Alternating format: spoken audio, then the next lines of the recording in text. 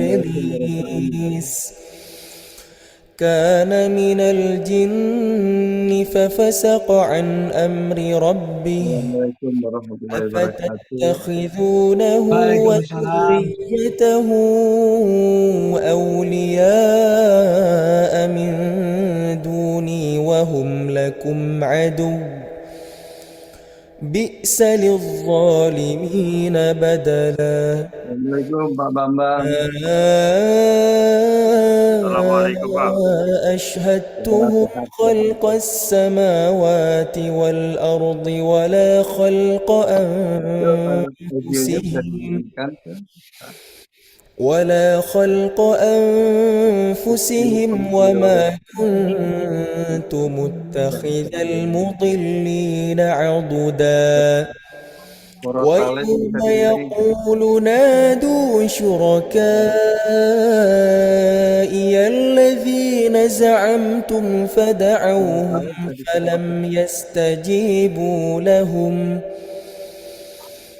فلم يستجيبوا لهم وجعلنا بينهم موبقا ورأى المجرمون النار فظنوا أنهم مواقعون. Nah, Assalamualaikum, Bu Waalaikumsalam. Nawan, Bu Puji. Ya, terima kasih Bapak. Ya, Assalamualaikum, Pak Pak Sun. Bambang, Pak Suki, aduh, atur nuwun Pak. Oke, Pak Rizky, Pak Uda, dan Pak Daryono. Oke, terima kasih dan semua yang hadir. Assalamualaikum, Pak. Izin bergabung. Ya, silakan Ibu. Ya, silakan. Ya, Bu Rima yang mau ke undangan kali itu. Ya, dan ya buat yang lainnya juga. Ya, ya silakan yang hadir bisa Mbak Wiwit. Ya, Assalamualaikum. Mohon maaf, murojaah sudah dihentikan karena sudah banyak yang saling tegur sapa, makanya dikembalikan kepada Bapak Gunawan. Terima kasih.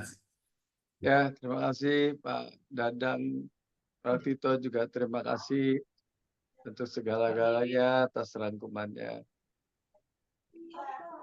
Ya, Pak Wita Berawi, sehat Bu Evi, dan juga Bu Yuniarti Bandung, terima kasih Bu. Ya Allah, suka rajin dan gabung. Ini Bu Ani ya.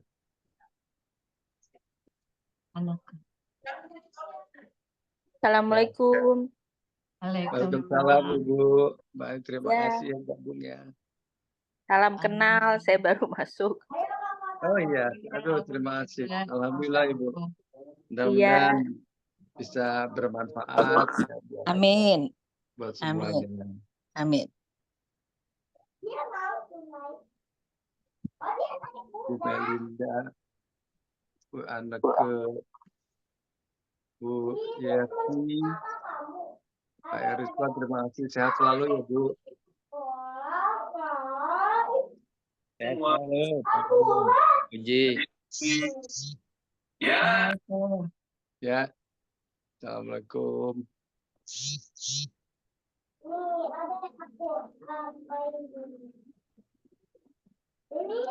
Sambil menunggu Pak Ahmad Susilo, silahkan kalau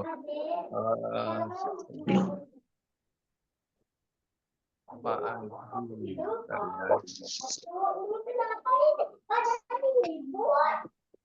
Buli Rati Yuniati. Kalau ada background bisa di offin ya itu, di mute yang ada backgroundnya. Oke. Oh ini kalah salah. Mau ikut dengar juga ini kalah. Ini cucu yang terakhir. Kalah. Ya, Pak Wiwit. Sehat. Assalamualaikum Gun. Waalaikumsalam. Sehat. Puji sehat. Ya, sama-sama. Kelihatan sehat. Alhamdulillah, insya Allah. Terima kasih ya udah diundang. Iya, Ini cucu. nomor iya ini ada cucu nomor yang di Bandung. Ya, dokter Oh ya. di Bandung. Iya, ya, di sini nomor 2. Sama Nutrian. Udah bisa jalan, alhamdulillah. Baru bisa jalan. Jalan. Udah jalan. Udah baru bisa jalan. Jadi alhamdulillah. Kalau gitu lu sering ke Bandung dong. Ya kemarin sempat terakhir naik bus bolak-balik. Jadi nggak bolak-balik, maksudnya pulangnya juga naik bus. Enak juga tuh. Hanya 35 Enak menit. cepet. Iya. Jadi lu juga gitu ya? Ke Bandung naik bus atau naik mobil? Iya, tapi lebih sering naik mobil ya. Soalnya repot ya di Bandungnya ya. Kalau di Bandungnya nanti repot. Ngerepotin orang ya. Iya. Salam sama Rina ya.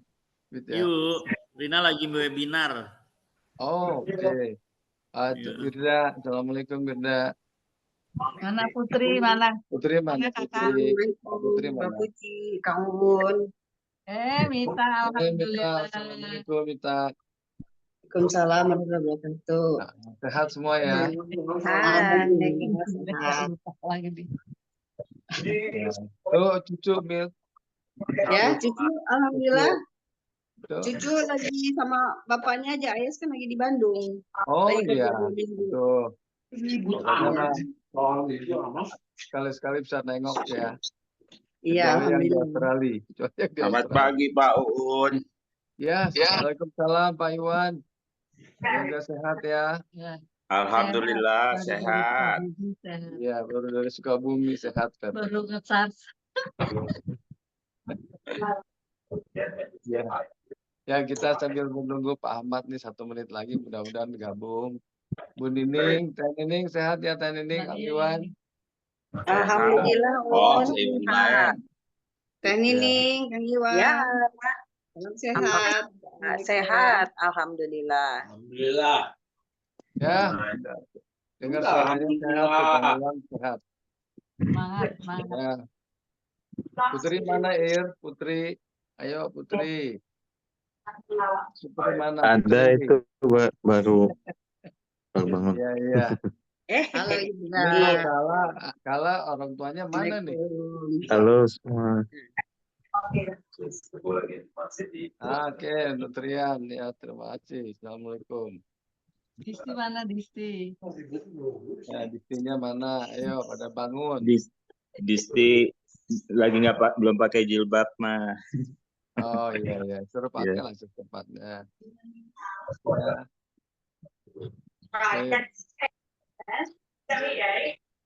Mohon izin para jamaah dan Bapak Haji Gunawan, Pak Ahmad Susilo sudah bergabung.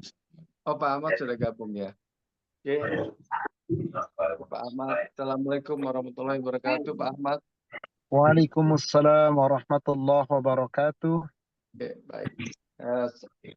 Untuk semua, mari kita mengucapkan basmalah. Kamarnya ada banyak.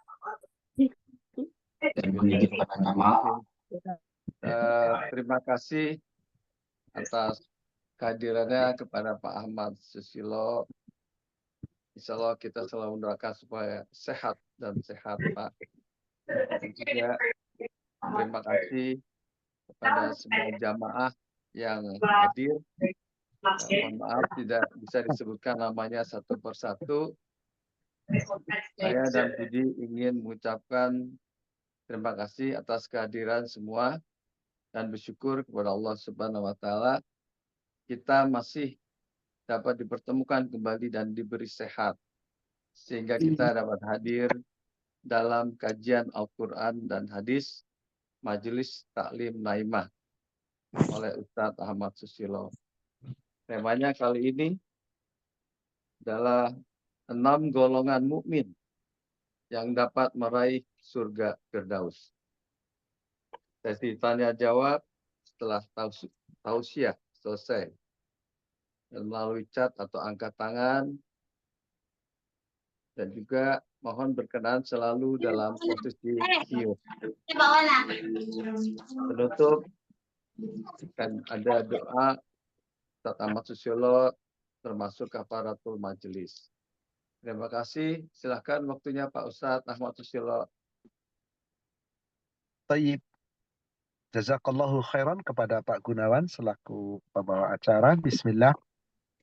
Assalamualaikum warahmatullahi wabarakatuh. Innal hamdalillah nahmaduhu wa nasta'inuhu wa nastaghfiruh wa na'udzu billahi min syururi anfusina wa sayyiati a'malina. Man yahdihillah fala mudhillalah wa man yudlil fala hadiyalah. Ashhadu an la ilaha illallah wahdahu la syarika lah wa anna Muhammadan abduhu wa rasuluhu la nabiyya ba'da. Allahumma salli wa sallim wa barik ala Muhammadin wa ala alihi wa ashabihi ajma'in wa man tabi'ahum bi ihsan ila yaumiddin. Amma ba'd. Ya ayyuhalladzina amanu taqullaha haqqa tuqatih wa la tamutunna illa wa antum muslimun. Ya ayyuhalladzina amanu taqullaha wa qulu qawlan sadida yuslih lakum a'malakum wa yaghfir lakum dhunubakum wa man yuti'illaha wa rasulahu faqad faza fawzan 'azima. Ma'asyiral muslimin wal muslimat rahimani wa rahimakumullah. Bapak Ibu jamaah Majelis Taklim Naimah yang semoga dirahmati Allah. Alhamdulillah, kembali pada pagi ini Allah Subhanahu wa taala mempertemukan kita di majelis yang mulia ini. Insyaallah kita akan membahas kajian dengan tema golongan mukmin yang bisa meraih surga Firdaus. Disebutkan oleh Allah di dalam Al-Qur'an ada 6 golongan orang yang akan meraih surga Firdaus itu. Mukmin yang seperti apakah gerangan yang bisa meraih surga Firdaus? Nabi SAW perintahkan kepada umatnya, kita semuanya, idza sa'alal jannah, apabila engkau minta surga, maka mintalah surga yang paling tinggi, al-jannatul a'la. Apakah surga yang paling tinggi itu? Jannatul Firdaus, surga Firdaus. Maka orang-orang yang beriman, yang kalau nanti di yaumil akhir masuk ke dalam surga Firdaus, gak bakal mau keluar lagi. Saking nikmatnya surga itu, itulah surga yang paling tinggi kedudukannya. Terkadang ada orang masuk ke surga di Jannatul Ma'wa, nanti di Jannatul Aden. Mereka bisa keluar dari surga itu, ingin naik lebih tinggi lagi. Tapi kalau sudah di surga Firdaus, mereka tidak ingin keluar dari dalamnya. Karena Jannatul Firdaus adalah surga yang paling tinggi kedudukannya. Siapakah golongan orang-orang mukmin yang bisa meraih surga Firdaus tersebut? Insya Allah kita akan uraikan. Salawat serta salam semoga terlimpahkan, tercurahkan kepada Nabi kita, Rasulullah Muhammad sallallahu alaihi wasallam. Semoga tercurah kepada seluruh keluarga, sahabat, dan seluruh pengikutnya hingga yaumil akhir. Mari kita buka sebagai muqaddimah surat Al-Kahfi, surat 18. Ayat 107 dan 108. Surat Al-Kahfi, surat 18, ayat 107 dan 108. A'udzu billahi minasyaitonir rajim. Innalladzina amanu wa 'amilus solihati kanat lahum jannatul firdausi nuzula. Sesungguhnya orang-orang yang beriman, yang mau beramal saleh dan selalu mengerjakan kebaikan-kebaikan, untuk mereka disediakan oleh Allah surga Firdaus sebagai tempat tinggal yang paling mulia. Maka kalau orang-orang sudah berada di dalam surga Firdaus, Allah katakan di ayat ke-108-nya, khalidina fiha. Mereka kekal di dalam surga Firdaus itu selama-lamanya. la yabghuna anha khiwala. Orang kalau berada di dalam surga Firdaus, maka mereka tidak ingin pindah dari surga Firdaus itu. Kenapa? Karena surga Firdaus adalah surga yang paling tinggi kedudukannya. Lalu siapakah gerangan orang-orang beriman yang akan meraih surga Firdaus itu? Disebutkan oleh Allah di surat Al-Mu'minun. Ada 6 ciri golongan orang beriman yang kelak akan mewarisi surga Firdaus. Siapakah golongan 6 orang itu? Mari kita buka ayat yang lain. Surat 23, surat Al-Mu'minun, ayat 1 sampai ayat 11. Surat 23, surat Al-Mu'minun, ayat 1 sampai ayat 11. Allah Subhanahu wa taala berfirman, Bismillahirrahmanirrahim. Qad aflahal mu'minun. Sungguh beruntung orang-orang yang beriman. Jadi orang yang benar-benar beriman, yang imannya sempurna, sungguh beruntung. Siapa ciri orang yang benar-benar beriman itu? 1, ayat kedua. Alladzina hum fi salatihim khashi'un. Yaitu mereka orang-orang yang khusyuk dalam salatnya. Khusyuk dalam salatnya. 1. 2. Walladzina hum 'anil laghwi mu'ridun. Di ayat yang ketiganya. Dan mereka orang-orang yang menjauhkan diri dari segala perbuatan dan perkataan yang tidak berguna. Orang yang senantiasa menjaga diri dan menjauhkan diri dari setiap perkataan dan perbuatan yang tidak berguna. Perkataan dan perbuatan yang sia-sia. Ditinggalkan. Nih ciri yang kedua. Yang ketiga, walladzina hum lizzakati fa'ilun, yaitu orang-orang yang mereka senantiasa menunaikan zakatnya, ditunaikan dengan cara yang benar, tidak mangkir dari zakat, dan bukan sekedar asal zakat, tapi ditunaikan dengan sebenar-benarnya. Yang keempatnya, walladzina hum li furujihim hafizun, mereka orang-orang yang menjaga kemaluannya, memelihara kemaluannya, menjaga kehormatannya. Tidak diumbar, auratnya tidak diperlihatkan kepada siapapun. Kemaluannya tidak digunakan untuk kemaksiatan. Kecuali dikatakan ayat ke-6-nya, illa ala azwajihim aw ma malakat aimanuhum fa innahum ghairu malumin. Kecuali kepada pasangan-pasangan mereka, yaitu istri-istri mereka, suami-suami mereka, atau hamba sahaya mereka. Bagi laki-laki yang punya hamba sahaya, maka hamba sahayanya boleh digauli. Fa'innahum ghairu malumin, maka mereka tidak tercela. Mereka menjaga aurat, mereka menjaga kehormatan. Allah akan jaga pula. Dan mereka tidak melampiaskan hawa nafsu, kecuali kepada pasangan yang sah. Bagaimana kalau ada orang seperti itu, berbuat maksiat, melampiaskan hawa nafsu kepada yang lain, yang bukan miliknya, yang bukan haknya? Allah katakan di ayat ke-7-nya, فَمَنِ ابْتَغَى وَرَاءَ ذَلِكَ فَأُولَئِكَ هُمُ الْعَادُونَ. Barang siapa yang mencari di balik itu, yaitu siapa yang mengumbar aurat, berlaku zina, mempertontonkan aurat, dan yang lainnya, mereka itu melampaui batas. Mereka tidak akan masuk surga. Jadi sudah kita uraikan sekarang. Tadi berapa? 1, orang yang sholatnya khusyuk, di ayat kedua tadi.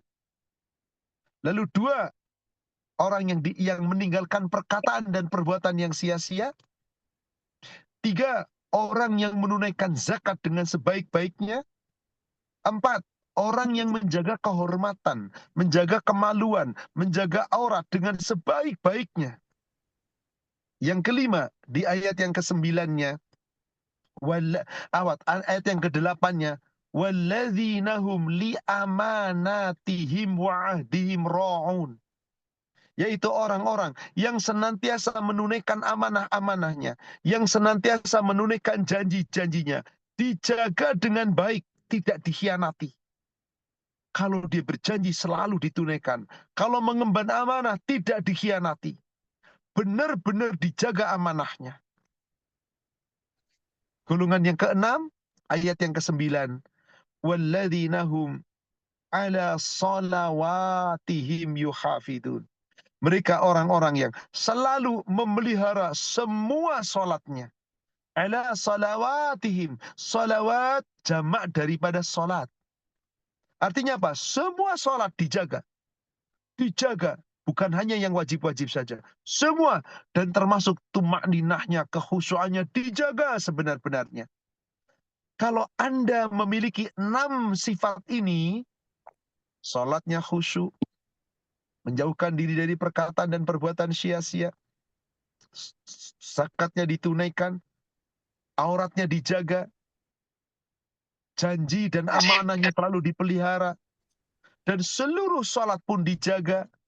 Kalau ini kita lakukan, Allah jamin di ayat ke-10 dan 11-nya. Ulaika humul warithun. Mereka itulah orang-orang yang akan mewarisi, yang akan mendapatkan warisan. Apa warisannya? Alladzina yarithunal firdaus. Ayat yang ke-11-nya. Yaitu orang-orang yang akan mewarisi surga firdaus. Hum fiha khalidun. Mereka di dalam surga firdaus itu kekal selama-lamanya di dalamnya. Mari kita uraikan satu persatu. Kita uraikan yang nomor 1. Khusyuk dalam sholat. Saudaraku seiman, khusyuk itu berat, sungguh sangat berat. Maka setiap seorang hamba punya masalah, Allah perintahkan agar senantiasa meminta pertolongan kepada Allah dengan sabar, dengan sholat. Dan sholat itu berat kecuali bagi orang yang khusyuk. Berarti kita wajib menjaga khusyuk kita agar kelak kita bisa mewarisi surga firdaus. Al-Baqarah ayat 45 dan ayat 46. Allah Subhanahu wa taala berfirman, wasta'inu bis-sabri was-salah fa innaha lakabiratun illa 'alal khashi'in. Dan mintalah pertolongan kepada Allah dengan sabar, dengan salat.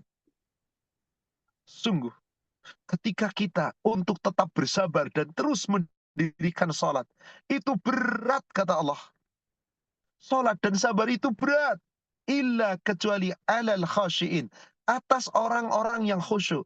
Maknanya di sini, seorang hamba pasti bisa khusyuk dalam salat. Karena Allah katakan, berat salat itu betul. Kecuali orang yang khusyuk. Artinya apa? Orang yang khusyuk insya Allah tidak akan berat salatnya. Tapi kalau ada orang tidak khusyuk, sulit. Berat salatnya. Akhirnya dia malas-malasan. Salatnya nggak benar. Bagaimana akan meraih surga firdaus? Kalau salatnya hanya sekedar salat, main-main. Maka harus dengan khusyuk. Bagaimana cara kita khusyuk dalam salat? Siapa orang yang khusyuk itu dalam salatnya?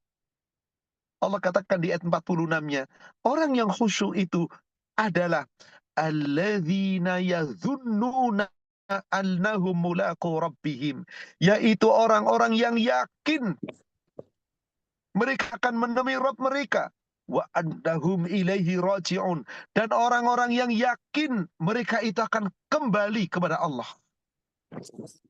Orang-orang yang yakin kembali kepada Allah. Maka saudaraku sekalian yang semoga dirahmati Allah, orang yang merasa yakin akan kembali kepada Allah, maka orang itu pasti akan menjaga kekhusyuan salatnya. Sebab sadar Rasulullah SAW bersabda di dalam hadis riwayat Imam Ad-Darimi dari Sa'al bin Sa'ad, bahwa Rasulullah SAW bersabda, awwalu ma yuhasibu bihin nas as-salah, yang pertama kali kelak akan dihisap oleh Allah dari seorang hamba adalah salat. Yang pertama dihisap oleh Allah, salat kita, saudara sekalian. Kalau salat kita bagus, bagus. Kalau salat kita rusak, rusak. Maka di sini betapa penting menjaga salat kita. Dan bukan sekedar salat, tapi khusyuk dalam salat. Mengapa? Maaf. Ada orang salat sekedar salat. Dia cuma gerakan salat, tapi tidak bermakna salatnya. Bagaimana akan khusyuk? Dia cuma bergerak dalam sholatnya, mulutnya cuma membaca. Orang itu nggak paham apa yang sedang dibaca. Orang itu tidak pernah bagaimana meresapi, bagaimana gerakan sholatnya. Orang itu, kata Rasulullah, main-main dalam sholat. Nggak akan khusyuk sholatnya. Surat Al-Anfal, surat 8. Allah gambarkan orang seperti itu. Ayat yang ke-35.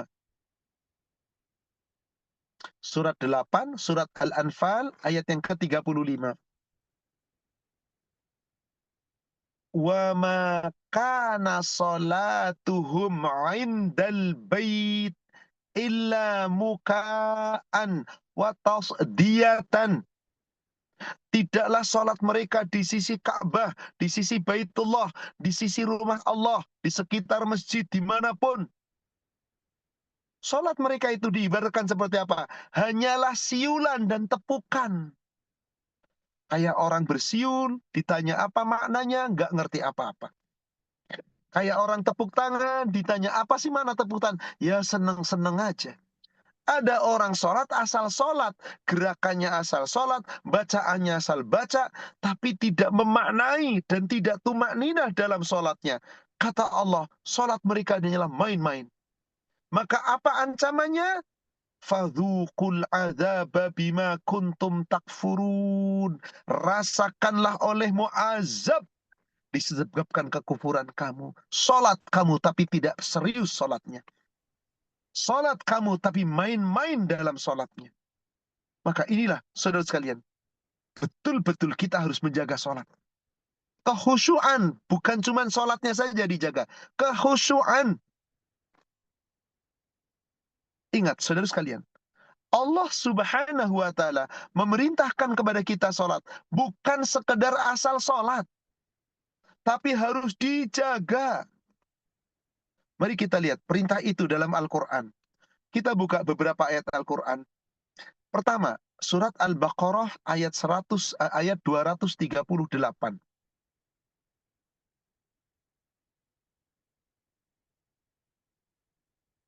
Surat Al-Baqarah, surat 2, ayat 238.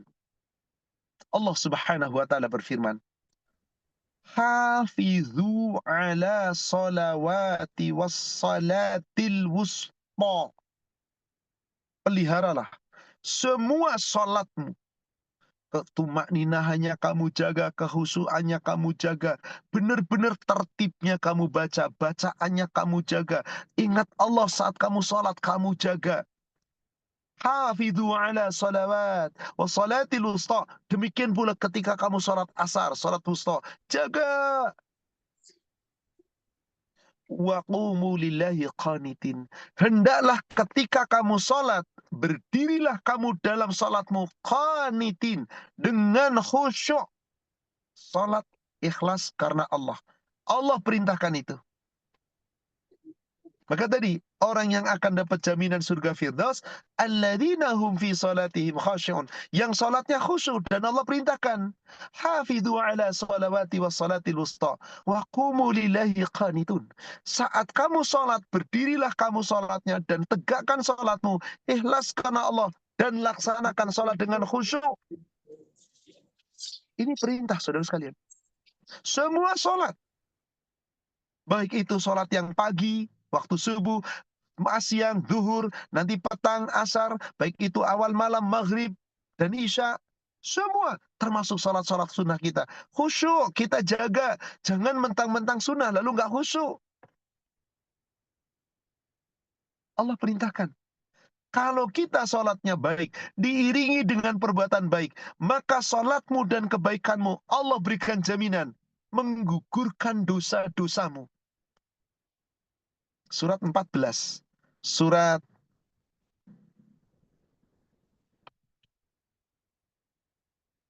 Surat 11 maksud saya. Surat 11, surat Hud. Ayat 114.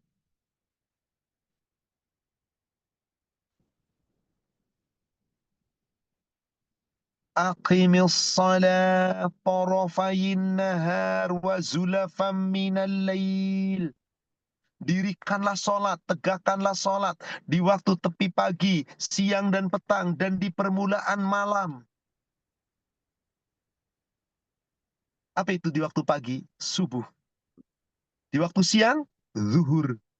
Di waktu petang, asar. Di waktu malam, maghrib dan isya. Tegakkan sholat.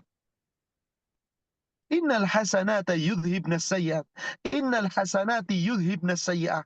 Sesungguhnya perbuatan-perbuatan baikmu, jika sholatmu baik, benar, dan kamu iringi dengan perbuatan baik, perbuatan baikmu menghapuskan dosa-dosa.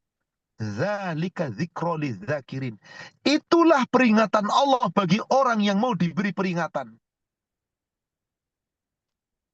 Jelas sekali ayat ini. Kita diperintahkan untuk menjaga salat kita. Jaga dengan sebaik-baiknya. Ruku kita, sujud kita, serahkan sama Allah. Ibadah kita, salat kita hanya untuk Allah. Kalau itu kita lakukan dengan khusyuk, insya Allah surga Firdaus tadi jaminannya. Di surat 22, surat Al-Hajj ayat yang ke-77, Allah Subhanahu wa taala berfirman, surat 22, surat Al-Hajj ayat yang ke-77. Allah Subhanahu wa taala berfirman, "Ya ayyuhalladzina amanu, hai orang-orang yang beriman." Diserita oleh Allah di situ, irka'u, ruku'lah, wasjudu, dan sujudlah, wa'budu rabbakum, dan sembahlah Rabbmu. Ibadah hanya kepada Allah. Wafa'alul khaira la'allakum tuflihun. Dan ketika kamu telah sujud dengan baik, kamu ruku dengan baik, kamu menyembah hanya semata-mata pada Allah, maka berbuat baiklah agar kamu beruntung. Maka orang yang sholatnya baik, dijaga kekhusyuannya, dijaga tumakninahnya, insya Allah baik. Maka bagaimana agar kita benar-benar menjaga sholat kita, khusyuk dalam sholat kita? Langkah pertama, Bapak Ibu, hendaklah setiap kita sebelum kita melaksanakan sholat, kita wajib memahami dulu apa sih makna sholat, apa sih yang kita sedang baca dalam sholat, apa sih makna daripada ucapan sholat kita itu. Karena kita sholat itu, kita sedang zikrullah. Kita sholat, kita sedang zikrullah. Maka tegakkan sholat dengan sebaik-baiknya. Sarana kita sedang zikrullah, mengingat Allah. Surat Toha, surat 20, ayat yang ke-14. Allah Subhanahu wa taala berfirman, Innani anallah la ilaha illa ana. Aku ini Allah, akulah Allah. Tidak ada ilah yang dengan sebenarnya kecuali aku. Kecuali aku. Jadi di sini perintahnya apa? Tegakkan sholat. Aqimis sholat. Kan dikatakan, Innani anallah, aku ini Allah, akulah Allah. La ilaha illa ana, tidak ada ilah yang berhak disembah kecuali aku. Fa'budni, sembahlah aku, wa aqimis sholat, dan tegakkanlah sholat, li zikri. Sholatmu itu sarana kamu mengingat Allah. Jadi kita sholat itu sedang mengingat Allah. Sholat kita itu sedang mengingat Allah. Maka serius dalam sholat. Nggak boleh kita main-main dalam sholat.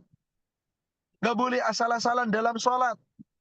Harus sungguh-sungguh. Kalau kita asal-asalan dalam sholat tadi dikatakan sekedar seperti tepukan, seperti siulan, tepukan siulan yang nggak paham apa-apa dalam sholatnya, bahkan tidak dijaga dengan baik. Itulah sholatnya orang-orang munafik. An-Nisa, surat 4, 142. Surat An-Nisa, surat 4, ayat 142. Allah Subhanahu wa Ta'ala berfirman, Innal munafiqina yukhadi'una Allah. Sesungguhnya orang-orang munafik itu hendak menipu Allah. Wa huwa khadi'uhum.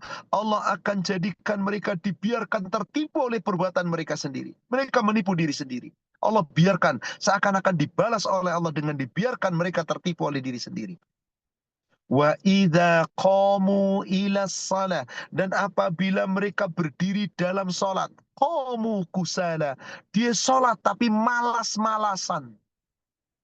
Salatnya tidak khusyuk, salatnya tidak tumakninah, salatnya tidak segera, ditunda-tunda, diundur-undur waktunya. Yura'unan nas, dan dia salat ingin dapat pujian manusia, riya kepada manusia. Wala yadhkurunallaha illa qalila, dan di saat sholat mereka tidak mengingat Allah kecuali sedikit. Sholat tapi nggak ingat Allah. Maka saudara kalian, siapa yang ingin sholat kita mampu mencegah diri kita dari perbuatan keji dan mungkar, hendaklah sholat kita lakukan dengan benar. Nih, maka bahasan saya hari ini saya akan merujuk dulu kepada tadi. Yang pertama, ayat kedua dari Qad aflahal mu'minun alladzina hum fi salatihim khashi'un. Karena akan ada orang sholat tapi nggak dinilai oleh Allah sholatnya. Ada orang sholat tapi nggak dianggap oleh Allah sholatnya. Maka pernah suatu ketika Rasul sedang duduk di dalam masjid, tiba-tiba masuk seorang laki-laki, kemudian sholat, diperhatikan oleh Rasulullah sholat. Ternyata laki-laki itu oleh Rasul dianggap belum sholat. Ibu, bapak bisa dibuka hadisnya di kitab Bulughul Maram. Hadis nomor 279. 279. Hadis ini adalah sahih, diriwayatkan oleh Imam Muslim, bahkan diriwayatkan oleh As-Sab'ah, oleh Imam 7. Bukhari, Muslim, Ahmad, Abu Daud, Nasai, Tirmidzi, Ibnu Majah, tapi lafaz ini bagi Imam Muslim. Rasulullah sallallahu alaihi wasallam bersabda, "Idza qumta ila shalah fa asbighil wudu." Apabila kamu hendak salat, sempurnakan dulu wudumu. Summa istaqbilal kiblah, kemudian tegak berdiri menghadap kiblat. Summa fakabbir, kemudian takbiratul ihram. Summa qra' ma tayassara ma'aka minal Qur'an, kemudian bacalah apa yang sudah kamu paham dalam Al-Qur'an. Tsummarka hatta tatma'inna raki'an, kemudian rukuklah kamu sampai kamu sempurna betul-betul rukukmu. Sempurna, jangan asal-asalan. Sempurna dalam rukuk.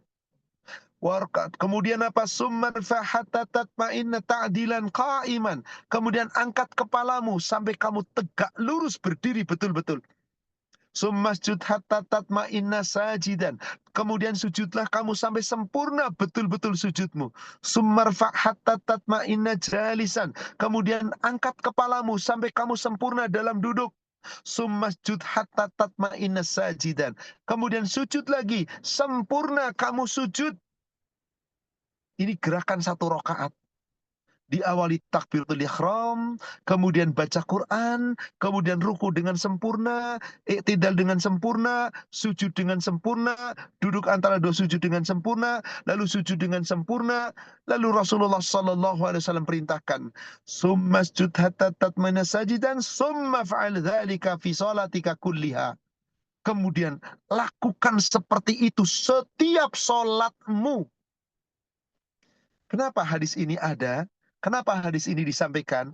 Jadi ada asbabun nuzulnya, ada asbabul wuruthnya, ada sebab-sebab turunnya hadis. Apa sebabnya turun hadis ini? Silakan dibuka hadisnya yang secara lengkap di kitab Sahih Muslim. Di kitab Sahih Muslim di hadis nomor 352. Jadi hadis nomor 279 tadi yang di kitab Bulughul Maram asalnya di dalam kitab Sahih Muslim yang diceritakan secara detail panjang lebar di nomor hadis 352 dari Abu Hurairah. Saya katakan tadi, Rasul sedang duduk di masjid, tiba-tiba masuk seorang laki-laki dan dia sholat dan diperhatikan oleh Rasulullah sallallahu alaihi wasallam. Maka dikatakan, anna Rasulullah sallallahu alaihi wasallam dakhala al-masjid fadakhala ar-rajul fasalla thumma jaa fasallim ala Rasulillah sallallahu alaihi wasallam faradda Rasulullah sallallahu alaihi wasallam. Rasul masuk ke dalam masjid. Tidak lama kemudian masuk pula seorang laki-laki ke dalam masjid. Lalu laki-laki itu sholat, diperhatikan oleh Rasul sholatnya. Setelah selesai sholat, laki-laki itu datang kepada Rasul. Kemudian apa? Summa qal, kemudian mengucapkan salam. Assalamualaikum ya Rasulullah. Maka Rasulullah SAW membalas salamnya. Waalaikumsalam. Perhatikan. Setelah Rasul menjawab salam, Rasul mengatakan apa? Irji' fasalli fa innaka lam tusalli. Irji' fasalli fa innaka lam tusalli. Ulangi kembali salatmu. Ulangi kembali salatmu. Karena sesungguhnya kamu belum salat.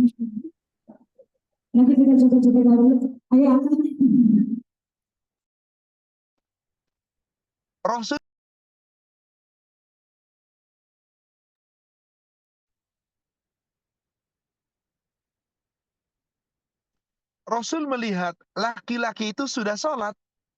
Begitu datang kepada Rasul, mengucapkan salam, dijawab salamnya oleh Rasul, kemudian Rasul mengatakan, irji' fasalli fa innaka lam tusalli. Ulangilah kembali sholatmu. Kamu belum sholat. Summa yusalli kama yusalli. Kemudian laki-laki itu kembali dan dia sholat sebagaimana dia sholat. Summa ja'a ila Nabi sallallahu alaihi wasallam. Kemudian datang lagi kepada Rasulullah sallallahu alaihi wasallam. Fasallama alaihi. Lalu mengucapkan salam kepada Rasulullah. Assalamualaikum ya Rasulullah. Kemudian Rasulullah menjawab lagi salamnya. Waalaikumsalam. Setelah itu Rasul katakan kembali, irji' fasalli fa innaka lam tusalli. Ulangi kembali salatmu, kamu belum salat. Sudah 2 kali salat, tidak dianggap salat. Sampai berapa kali kemudian? Sampai kemudian laki-laki itu menjalankan apa? Salasa marrat, 3 kali salat. Salasa marrat, 3 kali salat. Rasul tetap mengatakan irji' fasalli fa innaka lam tusalli. Ulangi salatmu kembali, kamu belum salat. Maka kemudian faqala ar-rajul, laki-laki tersebut berkata kepada Rasulullah sallallahu alaihi wasallam, "Walladzi ba'atsaka bil haqq, demi Allah yang mengutus Anda dengan membawa kebenaran. Ma usinu ghaira hadza, alimni." Aku tidak tahu salat yang lebih baik dari salatku ini ya Rasulullah. Tolong ajarkan kepadaku gimana salat yang baik. Disitulah Rasul kemudian mengatakan, tadi yang sudah kita baca di Bulughul Maram 279. Idza qumta ila shalah fa asbighil wudu.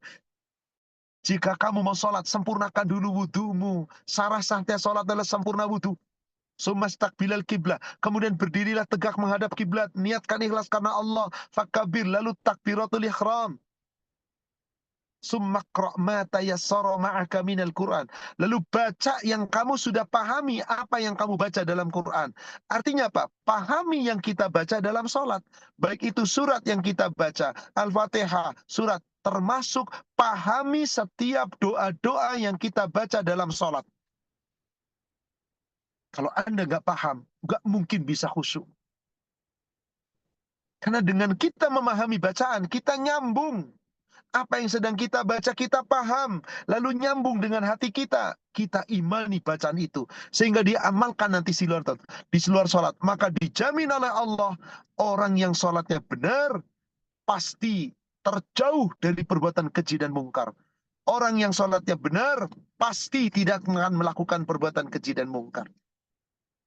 Inilah saudara sekalian. Berarti apa yang harus kita lakukan saudara sekalian? Mari perbaiki sholat kita.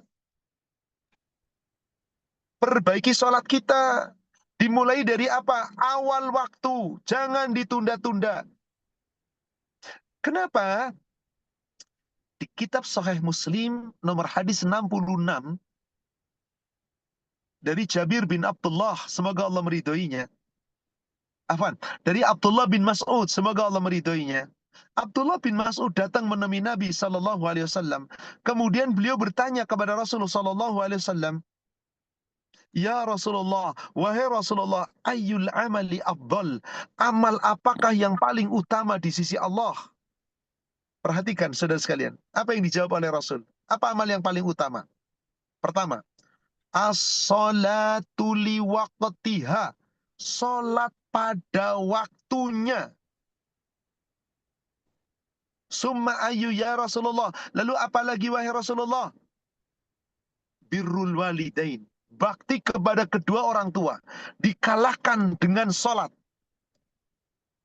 Mau bakti kayak apa Anda kepada orang tua, tapi Anda sholatnya nggak benar, nggak dinilai oleh Allah. Karena sholat yang lebih utama. Dan bukan sekedar sholat pada waktunya. Yang dimaksud sholat pada waktunya, Rasulullah sampaikan di Bulughul Maram nomor hadis 183. Atau mungkin 184 di tempat Bapak Gunawan. Antara itu 183 atau 184. Yaitu dari sahabat yang bernama Abdullah bin Mas'ud, Ibnu Mas'ud.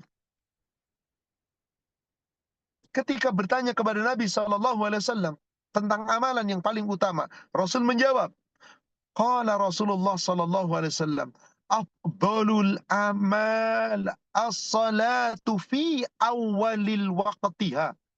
Seutama-utama amal adalah sholat pada awal waktu. Tolong Bapak Ibu sekalian, jangan tunda-tunda sholat. Sholatlah pada awal waktu. Sebab inilah amal yang paling utama yang sangat dicintai Allah.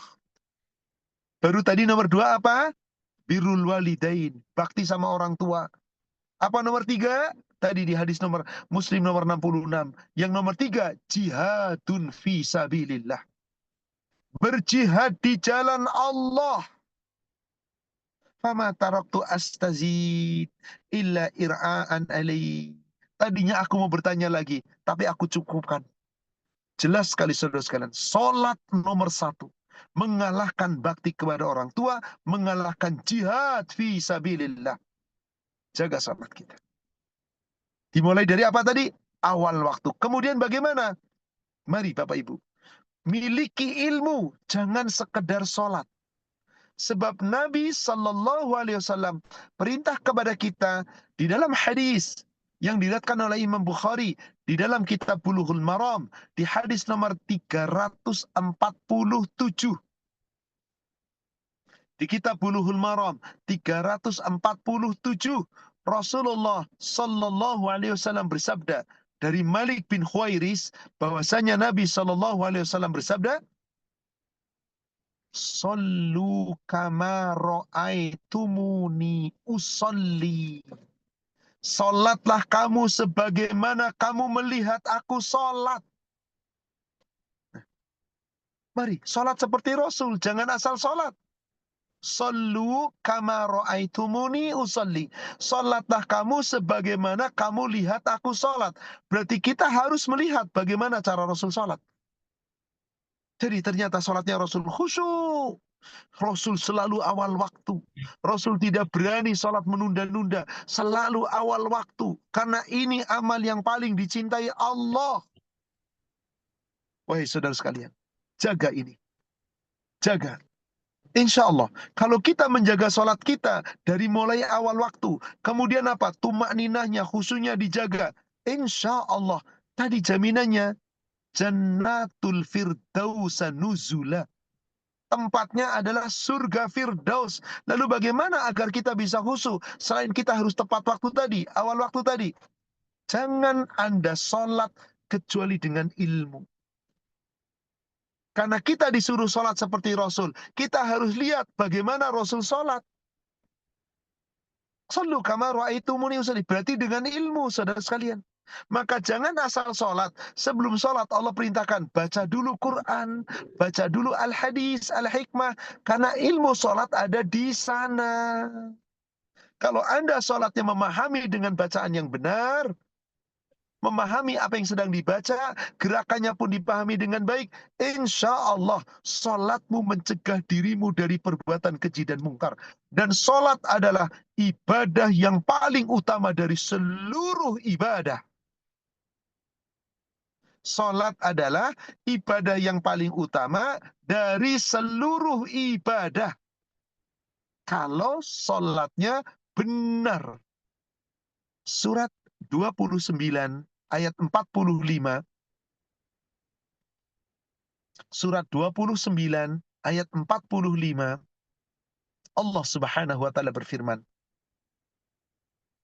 Utlu ma uhiya ilaika minal kitab wa aqimis salat. Bacalah apa yang telah kami wahyukan kepadamu dari kitab yang dijelaskan dengan hikmah. Maksudnya pelajari dulu ilmu salat itu. Bagaimana Allah berfirman, sudah kita uraikan seantaranya tadi. Lalu bagaimana Rasul perintahkan kita salat? Sallu ra'aitu kama ra'aitumuni usolli. Salatlah seperti salatku. Jadi harus benar-benar seperti Rasul. Maka salat yang seperti Rasul itu harus kita pelajari. Maka kata Allah, utslu, baca dulu, pelajari dulu. Ma uhiya ilaika minal kitab. Apa yang telah Allah wahyukan dalam kitab, Al-Quran, Al-Hadis. Kalau kamu sudah paham tata caranya, bacaannya, wa aqimis shalah, maka tegakkanlah sholat, dirikanlah sholat. Kalau kamu mampu mendirikan sholat dengan baik, lihat ujung ayatnya, apa jaminan Allah? Inna sholata tanha 'anil fahsya'i wal munkar. Sesungguhnya sholatmu akan mampu mencegah dirimu dari perbuatan keji dan mungkar. Jadi Allah berikan jaminan. Orang yang sholatnya khusyuk, yang sholatnya tuma'ninah, yang sholatnya benar seperti sholatnya Nabi, dijamin tidak akan mungkin berbuat keji dan mungkar. Allah yang memberikan jaminan. Inna salata, sesungguhnya salat itu betul-betul Allah katakan tanha 'anil fahsya'i wal munkar, mampu mencegah dirimu dari perbuatan keji dan mungkar. Wala dzikrullahi akbar. Salat adalah sarana mengingat Allah, zikir kepada Allah yang paling agung, seutama-utamanya ibadah dari seluruh ibadah salat. Wallahu ya'lamu ma tasna'un. Dan Allah mengetahui apa yang kamu perbuat. Dari sini, saudara kalian yang semoga dirahmati Allah, betul-betul kita tahu, sholat gak boleh asal-asalan. Ingat tadi, 347 di kitab Bulughul Maram tadi, dari Malik bin Huwairis, Sallu kama ra'aitumuni usolli. Sholatlah kamu seperti kamu lihat aku sholat. Maka saudara sekalian, kita sholat itu ada 4 faktor yang harus kita pahami dalam sholat kita. Pertama, sholat itu bahasa lisan. Yaitu lisan harus mengucapkan. Karena sholat itu zikrullah. Maka mulai takbiratul ihram sampai salam, lisan terus bergerak, bergerak, bergerak. Allahu Akbar, bergerak. Baca doa istiftah, bergerak. Baca Al-Fatihah, bergerak. Baca surat, bergerak.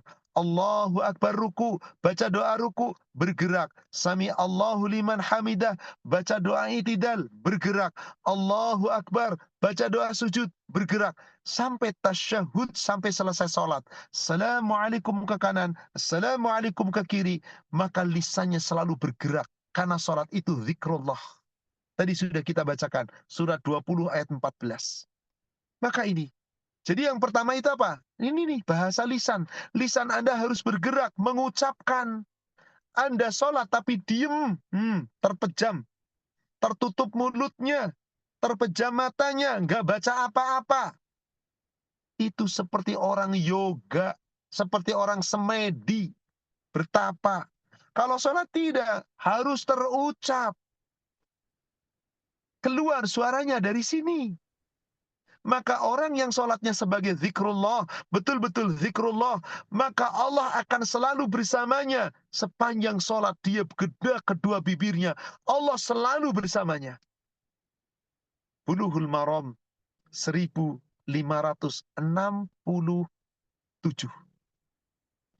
Bulughul Maram 1567 dari Abu Hurairah, dari Nabi SAW. Nabi SAW bersabda, Qala Allah tabaraka wa ta'ala. Allah Ta'ala berfirman, hadis qudsi. Apa firman Allah dalam hadis itu? Ana ma'a abdi ma zakaroni wa taharrakat bi syafata.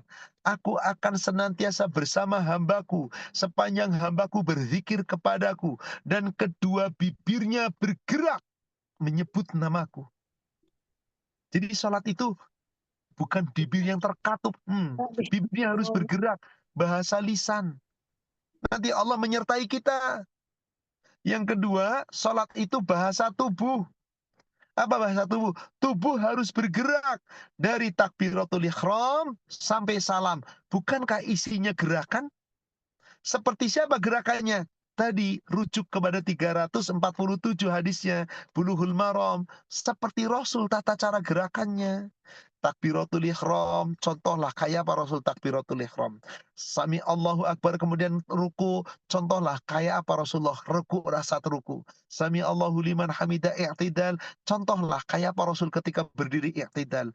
Allahu Akbar sujud, contohlah Rasulullah bagaimana cara beliau sujud. Dan seterusnya sampai salam. Nih, yang kedua, bahasa tubuh, gerakan. Yang pertama tadi bahasa lisan, lisan mengucapkan. Yang kedua bahasa tubuh, tubuh bergerak. Nggak boleh diem. Kecuali kalau orang sudah nggak mampu apa-apa. Stroke, mampunya diem. Ya sudah, lisannya terus membaca. Tubuhnya tidak bergerak. Tidak mengapa. Dengan apa memberikannya? Isyarat. Di hadis yang berikutnya, 348. Bulughul Maram. Dari Imran bin Husain. Semoga Allah meridhoinya. Rasulullah SAW bersabda, Salli qa'iman. Jika kamu mampu sholat berdiri, sholatlah berdiri. Ikuti cara sholatnya Rasul. Dari takbiratul ihram sampai salam. Berdiri. Kecuali ketika ruku, ketika sujud, dan seterusnya, ya duduk, ikuti gerakan. Tapi diawali dengan berdiri. Baca surat Al-Fatihah, berdiri. Baca surat, berdiri. Qa'iman. Fa'illam tastati faqa'idan. Jika kamu nggak mampu berdiri, boleh sambil duduk. Fa'illam tastati fa'ala jambin. Kalau kamu nggak mampu pula, boleh kamu sambil berbaring. Bahkan di dalam riwayat Imam Bukhari dikatakan, andai tidak mampu pula, maka biisyarah, dengan memberi isyarat. Anda cuma terbaring, tergolek begini, katakanlah di rumah sakit atau di rumah, nggak mampu gerak sama sekali sebab lagi sakit. Bahkan mungkin maaf ada anggota tubuh yang lumpuh, stroke dan seterusnya. Lisan selama bisa membaca, baca. Tapi gerakan tubuh tidak mengapa. Ada rukhsah, keringanan. Tapi siapa yang tidak punya keringanan, sholat dengan sempurna. Bahasa lisan, bahasa tubuh, gerakan. Lalu, tadi saya sudah bacakan sebelumnya surat 29 ayat 45. Suruh apa ketika kita belum sholat disuruh oleh Allah? Pelajari dulu kitab Al-Quran. Pelajari dulu ilmu sholat. Maka sholat itu ada bahasa yang ketiga. Nih, bahasa ilmu, bahasa akal. Artinya apa? Setiap Anda baca dalam sholat, Anda harus pahami apa sih artinya. Ketika Anda baca Al-Fatihah, harus tahu apa artinya Al-Fatihah. Apa maknanya yang sedang Anda baca. Ketika Anda membaca surat, harus tahu apa yang Anda baca surat itu. Lebih baik yang pendek-pendek kita paham. Ketika Anda takbiratul ihram, apa maknanya takbiratul ihram? Anda harus tahu. Ketika ruku, doa ruku, apa maknanya doa ruku? Anda harus tahu. Dan seterusnya, berarti kita wajib belajar supaya dengan ilmu.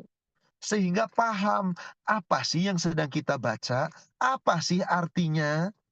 Sebab maaf, 1000 maaf. betapa banyak umat Islam sholat, baru gerakan dan lisan mengucapkan. Ilmunya tidak ada. Hampir tidak tahu sama sekali apa yang sedang dia baca. Subhanallah. Silakan buktikan. Maaf, jangan-jangan ada di antara Anda. Doa ruku apa artinya nggak tahu sama sekali. Yang penting baca. Subhanakallahumma rabbana bihamdika Allahumma fidis. Hanya itu. Samiallahu liman hamida rabbana walakal hamdu. Apa artinya itu? Apa maknanya? Nggak tahu. Ketika sujud, ketika tasyahud, sama sekali nggak tahu artinya. Bagaimana sholat Anda akan mencegah diri dari perbuatan keji dan mungkar? Bagaimana sholat Anda akan menjadi menolong Anda? Jadi ini penting, saudara sekalian. Maka tadi, pendek tadi ayatnya, ciri orang yang akan meraih surga Firdaus. Alladzina fi salatihim khusyun. Orang yang sholatnya khusyuk, tapi memaknai khusyuk dalam sholat luar biasa. Gak sekedar sholat, saudara sekalian. Sudah diuraikan beberapa ayat tadi. Artinya apa?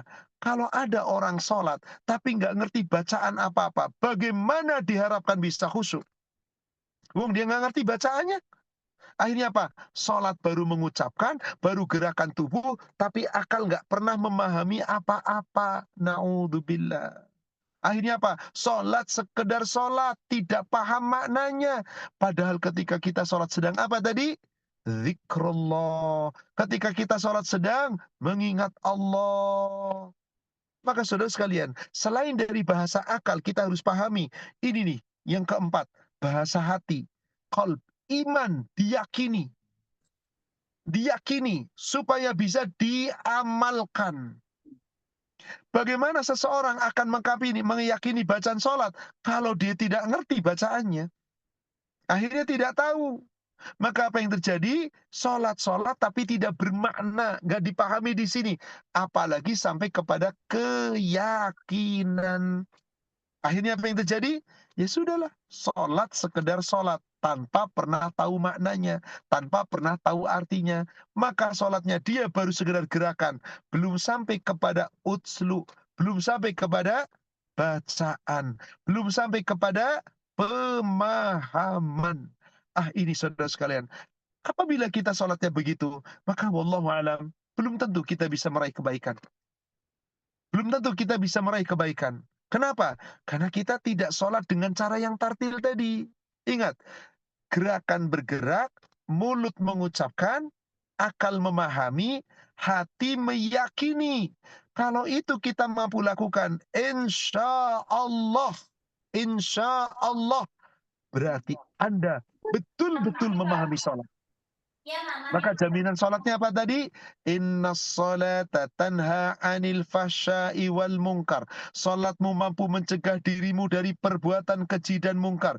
Sebab dia sholat, dia paham apa yang dia baca dalam sholatnya. Maka saudara sekalian yang semoga dirahmati Allah. Rasulullah SAW perintah kepada kita agar ketika kita membaca di dalam sholat, bacalah dengan tartil. Bacalah dengan benar, jangan sekedar baca. Sebab apa? Ingat tadi, kita sholat sedang apa? Zikrullah. Sedang mengingat Allah. Sedang berdialog dengan Allah. Maka jangan sembarangan. Saat kita sholat, sesungguhnya kita sedang berdialog. Maka yang sedang kita baca, Allah menjawab bacaan kita. Terutama ketika kita membaca Al-Fatihah, saudara sekalian. Terutama ketika kita membaca Al-Fatihah. Hendaklah Anda baca dengan baik. Jangan cepat-cepat. Bacalah dengan tartil. Kenapa? Coba kita buka. Di hadis Muslim, nomor hadis 349. Hadis Muslim, nomor hadis 349. An Abi Hurairah radhiyallahu anhu qala, dari Abu Hurairah, semoga Allah meridhoinya, dia berkata, Anin Nabi sallallahu alaihi wasallam, dari Nabi sallallahu alaihi wasallam, man shalla salatan lam yaqra bi Fatihatil Quran fahuwa khidajun 3 marrat. barang siapa yang sholat tapi nggak baca Fatihah, maka sholatnya tertolak, sholatnya tidak sempurna, tidak sempurna, tidak sempurna, sampai 3 kali. Apakah cukup dibaca dengan bacaan? Jangan. Maka ada seorang sahabat bertanya kepada Abu Hurairah. Fayuqila li Abi Hurairah, inna nakunu wara'al imam. Bagaimana ya Abu Hurairah kalau kami sholatnya di belakang imam? Faqal, maka Abu Hurairah mengatakan, iqra' biha fi nafsik. Baca tetap Al-Fatihah di dalam dirimu. Jadi baca pula dengan tartil. Imam baca Fatihah, kita ikuti bacaan itu. Pelan-pelan. Jangan ada suara yang keluar kenceng. Cukup mulutnya bergerak. Kenapa? Karena kata Rasulullah, iqra' biha fi nafsik. Baca dalam dirimu. Lalu bagaimana cara baca sholatnya, baca Al-Fatihahnya? Anda siapapun, wahai ibu, terutama yang sholatnya di rumah. Atau kita yang sholatnya sholat qobli, sunnah. Yang sendiri tidak berjamaah. Kalau laki-laki sebaiknya berjamaah. Maka hendaklah di saat membaca surat Al-Fatihah, jangan terburu-buru. Kenapa? Coba perhatikan kembali. Tadi hadis yang sedang kita pelajari, Muslim 349. Saya lanjutkan. Fa inni sami'tu Rasulullah sallallahu alaihi wasallam yaqul, karena aku mendengar Rasulullah sallallahu alaihi wasallam bersabda, qala Allah Ta'ala, Allah Ta'ala berfirman, qasamtu salata baini wa baina abdi nisfaini wa li abdi ma sa'ala. Salat itu aku bagi antara hambaku dan antaraku. Maka sebagian salat itu untuk hambaku, sebagian untukku. Bagi hambaku apa yang dia minta aku akan beri.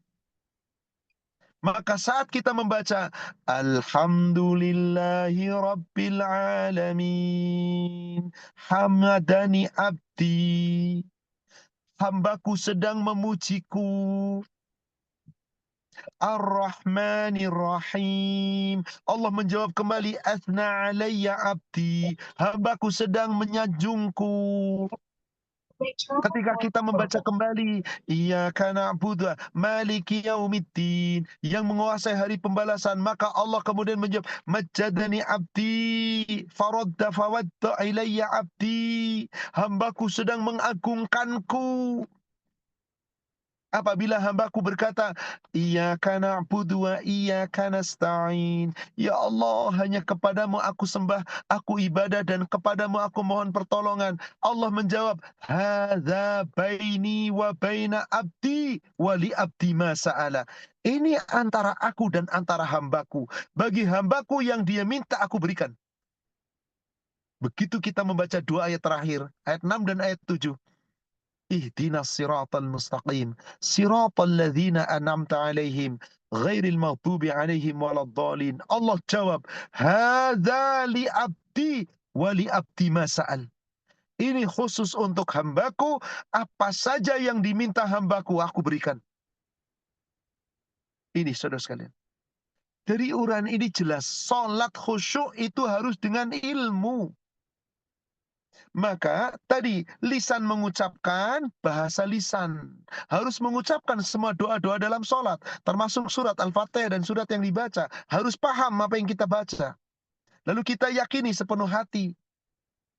Itulah bahasa lisan, bahasa tubuh bergerak, bahasa akal, memahami, bahasa hati, bahasa qalb. Meyakini orang yang sholatnya dijaga benar-benar seperti ini. Tadi jaminannya, Inna salata tanha anil fahsya'i wal munkar. Maka sungguh salatnya akan mencegah dirinya dari perbuatan keji dan mungkar. Maka orang-orang yang salatnya benar, insya Allah dengan salat yang benar dilakukan pula kebaikan-kebaikan, diiringi dengan perbuatan baik, maka gugur dosa-dosa dan salatnya menambah kebaikan-kebaikan. Dan salat yang benar dimakbul, diterima oleh Allah. Semua amal ibadah yang lain pun insya Allah diterima oleh Allah. Ibnu Qayyim al-Jauziyah mengatakan, ketika Allah perintahkan sholat, selalu bahasa yang Allah perintahkan dalam Al-Quran, aqimis sholat, aqimis shalah, tegakkan sholat. Yakni maknanya adalah jangan asal sholat, tapi harus sholat itu didirikan, ditegakkan, jangan sekedar sholat. Bagaimana caranya menegakkan sholat? Seperti yang sudah kita uraikan ilmunya tadi. Maka kalau Anda sholatnya benar, sholat yang tegak tadi disebutkan oleh Nabi SAW, as-salatu imaduddin. Sholat itu tiang agama, tegak. Coba Bapak Ibu perhatikan yang namanya tiang, pasti tegak. Andai kata ada orang sholatnya benar, maka dia tegak seperti angka 1.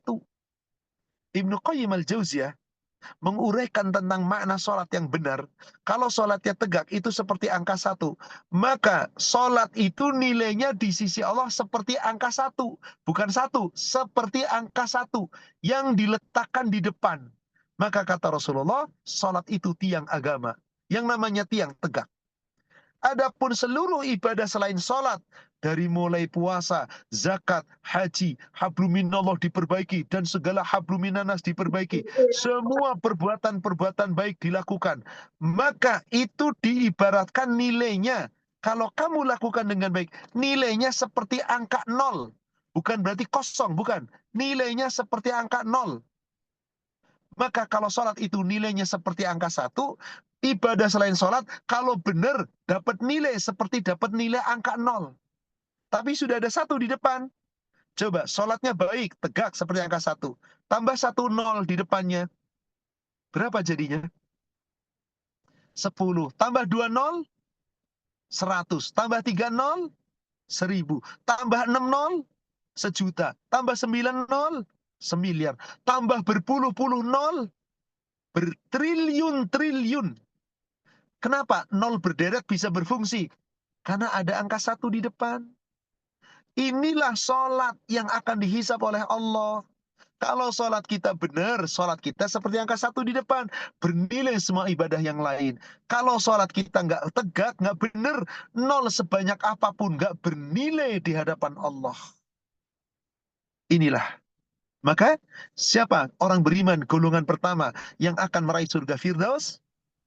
Walladzina hum fi salatihim khashi'un.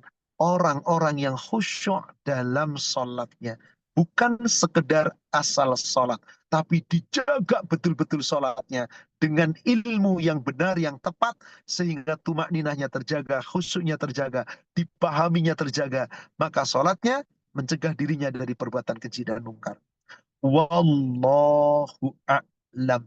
Demikian, saudara seiman, pada kesempatan ini kita bahas dulu 1, yaitu golongan orang yang beriman yang akan raih surga adalah yang sholatnya khusyuk. Sudah kita uraikan. Nanti golongan baru kedua kita akan bahas sendiri. Jadi 6 golongan ini saya akan bagi menjadi 6 sesi. Hari ini sholat khusyuk. Nanti untuk berikutnya, insya Allah bahasanya adalah alladzina hum 'anil laghwi mu'ridun. Orang yang mampu meninggalkan perkataan dan perbuatan yang sia-sia, yang tidak berguna. Seperti apa itu? Bahasanya panjang, insya Allah kita akan bahas pada pertemuan berikutnya. Jadi berseri pertemuan ini dalam 6 pertemuan. Insya Allah. Wallahu a'lam. Demikian kami kembalikan kepada admin. Silakan akhi, kita lanjutkan dengan sesi tanya jawab. Baik, terima kasih Pak Ustaz atas penjelasannya. Ada pertanyaan dari jemaah. Izin bertanya Ustaz, kalau rumah lingkungan yang sholat berjamaahnya pakai kunut, apakah kita ikut angkat tangan atau tidak Pak Ustaz? Terima kasih. Dalam hal ini terjadi khilaf di kalangan para ulama. Dalam hal ini sekali lagi terjadi khilaf di kalangan para ulama. Sebagian ulama mengatakan, kalau kita meyakini bahwa kunut itu adalah bid'ah, maka kita tidak ikutan kunut. Tidak ikutan angkat tangan, tidak ikutan mengamini. Tetapi ada sebagian lagi mengatakan, andai kata kita sholat di belakang imam yang kunut, maka kita wajib mengikuti imam. Ju'ilal imam liyu'tama bih. Dijadikan imam untuk diikuti. Maka ikuti imam. Maknanya apa ikuti imam? Maknanya tetap Anda kunut bersama imam, mengaminkan doanya. Mana yang roji? Saya secara pribadi, andai kata suatu ketika bermakmum di belakang imam yang kunut, karena saya dalam perjalanan mampir di masjid, saya tidak tahu kunut apa enggak mereka. Nggak mungkin saya tanya di depan. Maka kalau tidak kunut, alhamdulillah, saya meyakini karena memang tidak ada kunut. Kalau ternyata kunut, saya membaca doa i'tidal sendiri, saya perpanjang bacaan doanya. Saya baca doa i'tidal sendiri, saya perpanjang bacaan doanya. Tapi jarang rata-rata orang baca i'tidal yang agak panjang. Coba dibuat. Dilihat di hadis nomor 347. Afwan. Doa i'tidal itu 317 maksud saya. Sami Allahu liman hamidah. Kalau kita lihat di sini agak panjang doanya. Apa itu? Rabbana walakal hamdu mil'us samawati wa mil'ul ardi wa mil'u ma syi'ta min syai'im ba'du ahla sana'i wal majdi ahaqqu ma qala al-abdu wa kulluna laka abdun Allahumma la mani'a lima a'taita wa la mu'tiya lima mana'ta wa la yanfa'u dzal jad minkal jad. Panjang. Saya baca ini panjang. Jadi apa? Begitu saya membaca selesai ini, kunut selesai, sudah sama-sama ruku. Tapi sebagian ulama mengatakan ikuti imam. Jadi aminkan kunutnya, angkat tangannya. Mana yang roji? Wallahu alam. Semoga kedua-duanya benar. Selama kita tidak meyakini, kita tidak melakukan. Tapi karena terpaksa bermakmum di belakang imam, maka karena imam kunut, mengikuti kunutnya imam sah insya Allah. Salat kita tetap sah. Wallahu alam. Demikian. Apa Ustaz untuk tadi hadis PM atau Muslim Ustaz? Bulughul Maram, afan, saya nggak menyebutkan. Bulughul Maram, nomor hadis 317. Baik, terima kasih Pak Ustaz. Pertanyaan selanjutnya Pak Ustaz. Ada seorang yang sholatnya asal-asalan, tidak tumaknina ataupun tidak sesuai dengan syariat Islam. Dan ada orang yang sholatnya sudah sesuai ataupun dengan ilmu sholat, akan tetapi menentang kepada kedua orang tua Pak Ustaz. Bagaimana menyikapi dari dua hal yang berbeda tersebut? Terima kasih. Saudara sekalian, semoga dirahmati Allah. Sholat rusak, tadi sudah kita bahas hadisnya. Di nomor hadis 352 Sahih Muslim. Sholatmu belum sholat kata Rasul. Apa alasannya? Enggak tumakninah. Maka tadi di awal sudah kita bahas Bulughul Maram 279 yang dari Abu Hurairah. Harus tumakninah, ruku sempurna, i'tidal sempurna, sujud sempurna. Kalau tidak seperti itu, kamu belum sholat, rusak, percuma sholat Anda. Yang digambarkan tadi, surat 8 ayat 35. Sholat mereka di sekitar Baitullah seperti orang tepuk tangan, seperti orang bersiul. Maka rasakan azab, seakan-akan gak sholat. Nah yang kedua kebalikan, sholatnya bagus Ustadz. Khusyuk tumakninah dijaga, tapi durhaka sama orang tua. Tapi kemudian tidak berbakti kepada orang tua. Ngawur namanya. Ngawur. Orang yang tidak berusaha berbakti kepada orang tua, tempatnya, naudzubillah, kata Rasulullah SAW, celaka, celaka, celaka, neraka. Ingat tadi, Muslim nomor hadis 66, apa yang paling utama? Sholat awal waktu. Yang kedua, bakti sama orang tua. Yang ketiga, jihad fisabilillah. Anda nggak bakti sama orang tua nggak ridho. Kalau orang tua nggak ridho, jangan harap Allah ridho. Bulughul Maram, nomor hadis 1486. Dari Abdullah bin Amr bin Al-As. 1486. Rasulullah SAW bersabda, ridullah fi ridul walidain, wa sukhtullah fi sukhtul walidain. Keridhaan Allah itu tergantung ridhonya orang tua. Kemarahan Allah tergantung marahnya orang tua. Kalau orang tua ridho, Allah ridho. Kalau orang tua marah, Allah ikut marah. Apa artinya di sini? Apa artinya di sini? Kita harus betul-betul menjalankan dengan cara yang benar. Dan mengamalkan dengan implementasi. Tadi, sholatmu mencegah dirimu perbuatan keji dan mungkar. Kamu sholat kok masih durhaka, mungkar Anda. Berarti sholatnya belum sempurna. Boleh jadi ada kekurangan ikhlasan. Lalu bagaimana kalau dia tetap durhaka sama orang tua? Di hadis Sahih Muslim, nomor hadis 2181. Sahih Muslim nomor hadis 2181. Rasul ketika itu sedang dengan para sahabat, sedang kumpul dengan para sahabat, tiba-tiba Rasulullah SAW berkata demikian, rohima anfu, rohima anfu, rohima anfu. Dia celaka, dia celaka, dia celaka. Berapa kali Rasul mengatakan? 3 kali. Dia celaka, dia celaka, dia celaka. Sahabat heran, sahabat bingung. Man ya Rasulullah? Siapa yang celaka ya Rasulullah? Silakan, perhatikan. 2181. Siapa yang celaka ya Rasulullah? Qala, Rasul menjawab, man adraka abawaihi indal kibar ahaduhuma au kilahuma falam yadkhulil jannah. Seseorang yang mendapati orang tuanya masih hidup, usianya sudah lanjut, baik dua-duanya masih hidup atau seorang di antara yang masih hidup, tetapi tidak berbakti kepada keduanya.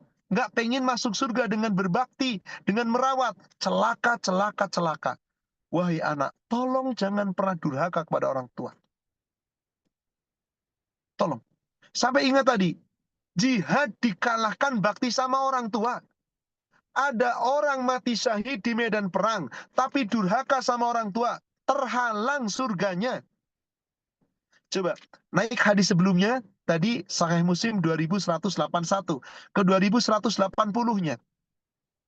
Diceritakan dari Abdullah bin Umar, bin Amr bin Al-As. Diceritakan, Abdullah bin Umar bin Amr bin As mengatakan begini, Aqbala rajulun ila Nabi sallallahu alaihi wasallam. Ada seorang laki-laki menghadap kepada Nabi sallallahu alaihi wasallam. Faqala, kemudian Rasulullah SAW, kemudian laki-laki itu berjanji, apa itu? Ubayyi'uka 'alal hijrah wal jihad. Dia berjihad, berniat untuk apa? Berhijrah dan berjihad. Ibtigha ajra minallah, supaya dapat pahala dari Allah. Pengen jihad, perang.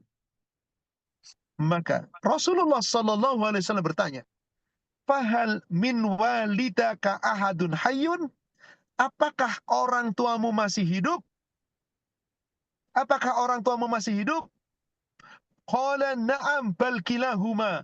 Masih ya Rasulullah. Bahkan kedua orang tuaku masih hidup.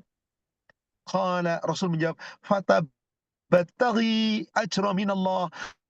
Apakah kamu mengharapkan pahala dari Allah? Qala na'am, ya, aku mengharapkan pahala. Qala farji ila walidayka fa ahsin suhbatahuma. Kembali kamu ke rumah. Gak usah ikut perang. Berbaktilah kepada kedua orang tuamu dengan sebaik-baiknya. Lebih tinggi daripada kamu jihad perang melawan musuh. Dengan hadis ini, wahai anak, apakah Anda hendak durhaka kepada orang tua? Salat Anda tidak berguna nanti. Ibadah Anda tidak berguna. Karena ketika Anda durhaka kepada orang tua tidak pernah ridho. Wallahu a'lam. Demikian. Pertanyaan selanjutnya, izin bertanya Ustaz, apakah hadisnya sahih mengenai Rasul sholat Isya di akhir waktu? Terima kasih. Apakah hadisnya sahih Rasul salat Isya di akhir waktu? Tolong yang menjadi rujukan adalah Sahih Muslim nomor 66. Amal yang paling utama adalah salat pada waktunya. Yang menjadi rujukan berikutnya adalah Bulughul Maram 183. Bahwasanya yang menjadi rujukan adalah salat yang paling dicintai Allah adalah salat di awal waktu. Maka kalau ada orang tidak sholat di awal waktu, tidak utama. Tapi Rasulullah kan pernah sholat malam, sholat Isya di akhir, di tengah malam paling akhir. Dimundurkan, tidak di awal malam. Pernahkah Rasul melakukan itu? Pernah. Adakah hadisnya? Ada. Apakah hadisnya sahih? Sahih. Tapi jangan kita kemudian mengikuti seakan-akan tuh Rasul aja sholat Isyanya di akhir malam. Orang-orang sudah pada tidur. Bahkan Rasul mengatakan sebaik-baiknya waktu inilah ini. Kalau aku tidak memberatkan umatku, maka inilah waktu yang paling afdol untuk aku sholat malam. Ini perlu dicatat sekali lagi. dilakukan oleh Rasulullah Sallallahu Alaihi Wasallam di saat baru pertama kali berkembangnya Islam. Saat Rasul hijrah ke Madinah, belum berkembangnya Islam. Setelah itu Rasulullah tidak pernah lagi mengundur sholat. Nggak pernah sengaja menunda sholat asar sampai akhir malam. Tidak. Monggo silahkan kepada penanya dan kepada para jamaah, buka nanti hadisnya tentang Rasul mengakhirkan sholat malam, sholat isya seakan-akan sudah hampir tengah malam habis. Sudah habis. Sampai Rasul mengatakan, kalaulah tidak memberatkan umatku, ini waktu yang paling baik untuk sholat isya. Monggo pertama buka. Sahih Muslim nomor hadis 596. Sahih Muslim nomor hadis 596 dari Aisyah. Aisyah mengabarkan, Ataman Nabi sallallahu alaihi wasallam dhatal lail hatta dhahaba 'ammatul lail. Rasulullah sallallahu alaihi wasallam keluar untuk sholat isya tapi dimundurkan sehingga hampir setengah malam hampir berlalu. Tapi sahabat-sahabat masih ada di sana. Hatta nam, bahkan sahabat itu masa tertidur di masjid. Hatta nama ahlul masjid. Jadi sahabat-sahabat tertidur di masjid. Summa kharaja fasalla faqala. Kemudian Rasul keluar dari rumahnya, lalu Rasulullah sholat bersama-sama jamaah, sholat isya di tengah malam. Apa kata Rasul? Beliau bersabda, Innahu la waqtuha laula an asyukka ala ummati. Sesungguhnya jika tidak memberatkan umatku, inilah waktu sholat isya yang paling baik. Jadi kapan? Tengah malam, kira-kira jam 12. Ayo, jam 12. Anda mau ke masjid? Nah, tolong, hadis ini jangan hanya berdiri sendiri. Hadis ini kita compare dengan hadis yang lain. Kenapa Rasulullah sholat isya di akhir malam? Bukan di akhir malam, di tengah malam. Perhatikan hadis sebelumnya. Naik ke hadis sebelumnya. 595. Dari Urwah bin Zubair. Dan Urwah bin Zubair sahabat ini dapatnya dari Aisyah Ummul Mukminin, zaujan Nabi sallallahu alaihi wasallam. Istri Nabi sallallahu alaihi wasallam. Qalat, istri Nabi yaitu Aisyah berkata, Tama Rasulullah sallallahu alaihi wasallam lailatan minal lail bi salatil isya wa hiya allati tud'al atama. Pada suatu ketika Rasulullah mengundur waktu sholat isya sampai jauh malam, tengah malam baru sholat. Sehingga dikatakan orang sholat tengah malam. Padahal bukan sholat isya itu. Rasul belum juga keluar. Falam yakhruj. Rasulullah SAW. Hatta qala Umar ibn Khattab. Sampai kemudian Umar bin Khattab berkata kepada Rasul. Naman nisa wasibyan. Wahai Rasulullah, wanita-wanita sudah tidur di rumahnya. Anak-anak sudah pada tidur semua. Dipanggil Umar memanggil Rasulullah di rumahnya. Anda belum sholat isya, kami masih menunggu. Maka apa yang terjadi setelah itu? Fakharaja Rasulullah sallallahu alaihi wasallam faqala li ahlil masjid. Rasul baru keluar untuk lalu berkata kepada para jamaah yang masih ada di masjid. Hina kharaja alaihim ma yantadiruha ahadun min ahlil ard. Subhanallah. Tidak ada seorang penduduk bumi yang menunggu-nunggu waktu sholat selain Anda sekalian. Anda tetap nunggu nabinya untuk sholat isya meskipun di tengah malam. Kapan kejadian ini? Wadzalika qabla ayyafshu'a al-Islam finnas. Kejadian Rasulullah sengaja mengundurkan sholat isya di tengah malam itu sebelum Islam tersiar luas. Baru pertama hijrah. Begitu sudah tersiar luas, sudah sempurna, Allah perintah tadi, hadis Muslim nomor 66. Yang paling utama sholat pada waktunya. Sahbu di Bulughul Maram 183. Seutama-utama amal sholat pada awal waktu. Sejak perintah Allah itu, Rasul tidak pernah mengundur waktu sholat isya. Jadi wahai para wanita biasanya, sekalian Ustadz nanti biar sholat malam bangun jam 1. Lalu sholat isya, setelah sholat isya sholat tahajud. Anda keblinger, Anda keliru, Anda salah. Karena Anda telah berani mengundur waktu sholat. Sedang Rasul dulu sengaja karena ini waktu yang terbaik. Sebelum ditegur oleh Allah. Setelah diperintah oleh Allah, sholat awal waktu, tidak pernah Rasul menunda sholat Isya sampai tengah malam. Demikian hadisnya. Jadi harus dipahami hadis ini. Jangan cuma dibaca 596, tapi baca pula 595. Apa sebabnya Rasul mengundur? Saat itu Islam belum tersebar luas, umat Islam masih sedikit. Setelah Islam berkembang, Rasul tidak pernah menunda waktu sholat. Intinya, mau sholat maghrib, isya, subuh, zuhur, asar, yang paling baik awal waktu. Demikian, wallahu a'lam. Afan agak panjang jawabannya biar paham, karena masih banyak umat Islam yang mengatakan nggak apa-apa, yang paling baik sholat isya akhir malam, tengah malam, biar sekaligus nanti sholat malam. Itu tidak pernah ada dari Nabi ketika telah turun perintah Allah supaya sholat awal waktu. Demikian, wallahu a'lam. Terima kasih Pak Ustadz. Pertanyaan selanjutnya, ayah saya sudah meninggal, tapi waktu masih hidup beliau belum melaksanakan sholat dan tidak pernah sholat, tapi melakukan sholat seperti kejawen atau ibadah Jawa. Apakah sebagai anak bisa mendoakan agar diampuni dosa-dosanya? Lalu ibu saya sudah berumur 90 tahun, lemah dan sulit untuk sholat. Bagaimana untuk mengingatkan dan melaksanakan dari apa yang terjadi Pak Ustadz? Terima kasih. Saudara sekalian yang semoga dirahmati Allah, urusan orang meninggalkan sholat, dosa itu nggak bisa dibebankan. Dosa itu nggak bisa ditanggung. Dosa itu tanggung jawab masing-masing. Betul, kadang-kadang manusia suka meremehkan. Tapi Allah sudah mengatakan, urusan dosa itu masing-masing. Coba perhatikan surat 35, surat Fatir, ayat yang ke-5, ayat yang ke-18. Wala taziru waziratu wizra ukhra. Dan bahwasanya orang yang berdosa tidak bisa memikul dosa untuk orang lain. Wa intan umuthqalatun ila himliha.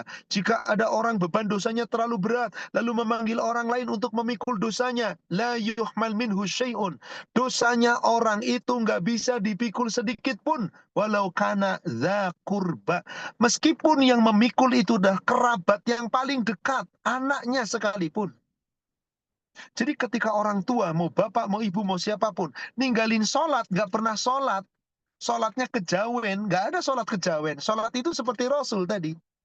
Khosallu kama ra'aitumuni usalli. Harus tumanina khusyuk, bukan seperti kebiasaan. Berarti dia ninggalin sholat. Kewajiban anak mendoakan. Tapi apakah diterima oleh Allah atau tidak? Wallahu a'lam. Kenapa? Karena akidah si orang tua rusak. Coba buka Sahih Muslim. Nomor hadis 63. Dari Jabir bin Abdullah. Rasulullah SAW bersabda, Inna bainar rajul wa bainas syirk wal kufr tarkas salat.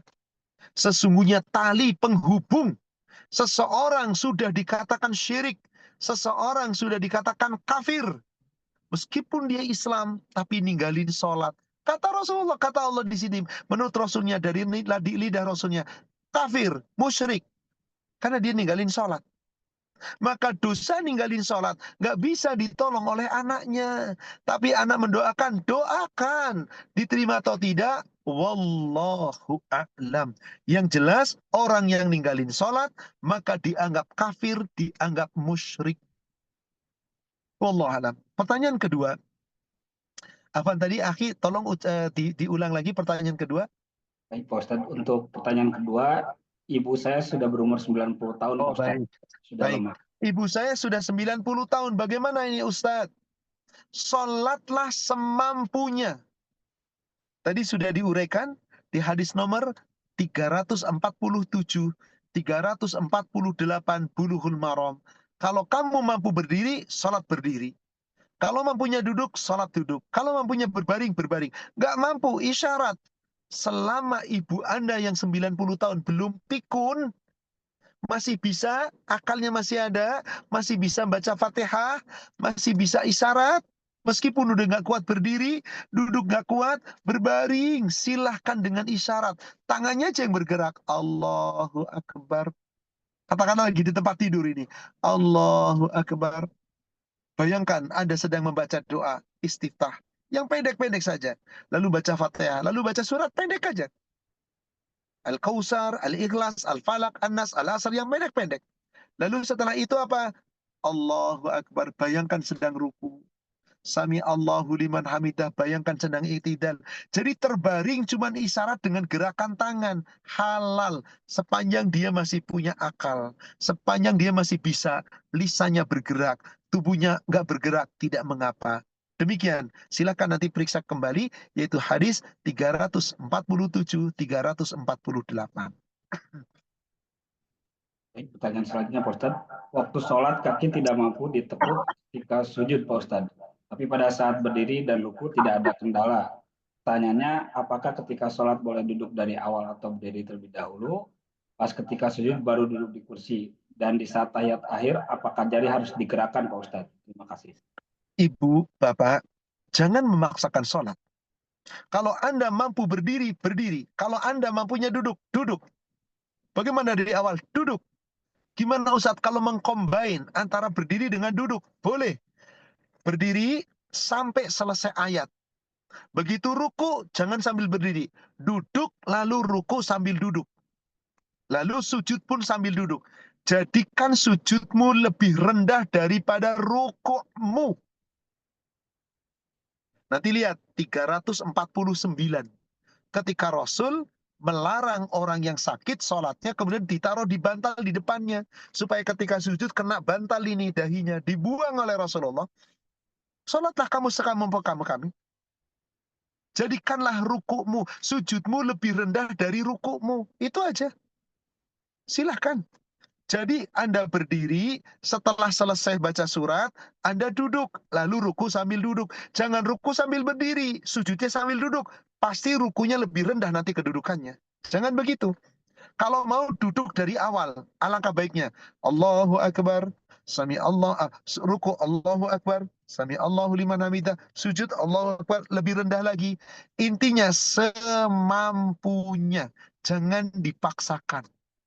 Kemudian, bagaimana ketika membaca doa-doanya? Sudah baca doa yang kita paham, doa-doa yang kita mampu. Bismillah, Bismillah. Semoga yang ringan, yang terus kita jaga, insya Allah bisa menjadi kebaikan bagi kita. Demikian. Wallahu a'lam.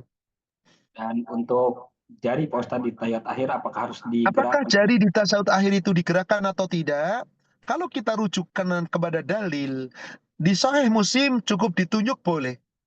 Dalam kitab Bulughul Maram digerakkan boleh. Silahkan yang mana? Jadi mau menggerakkan silahkan. Mau tetap hanya menunjuk silahkan. Kedua-duanya sahih. Mana yang paling baik? Ikhlas. Anda mau menggerakkan, gerakkanlah. Anda hanya menunjuk, tunjuklah. Jangan saling menyalahkan. Jangan paling merasa benar. Dua-dua dalil itu, dua-duanya ada. Wallahu a'lam. Pertanyaan selanjutnya, jika sholat kita selalu tidak fokus, tapi kita selalu kembali khusyuk, terus kadang setelah salam kita selalu datang keraguan berapa jumlah sholat, apakah masih diterima Pak Ustadz? Terima kasih.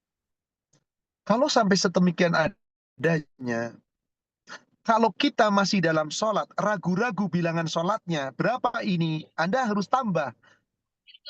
4 atau 3, tentukan yang 3, tambah, lalu sujud sahwi. Tapi Anda sudah selesai salam, ragu-ragu.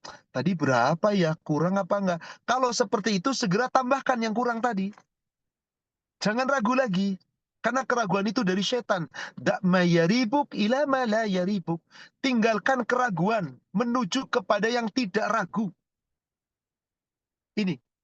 Maka saat kita tidak khusyuk, kembalikan lagi kita ke bacaan yang sedang kita baca.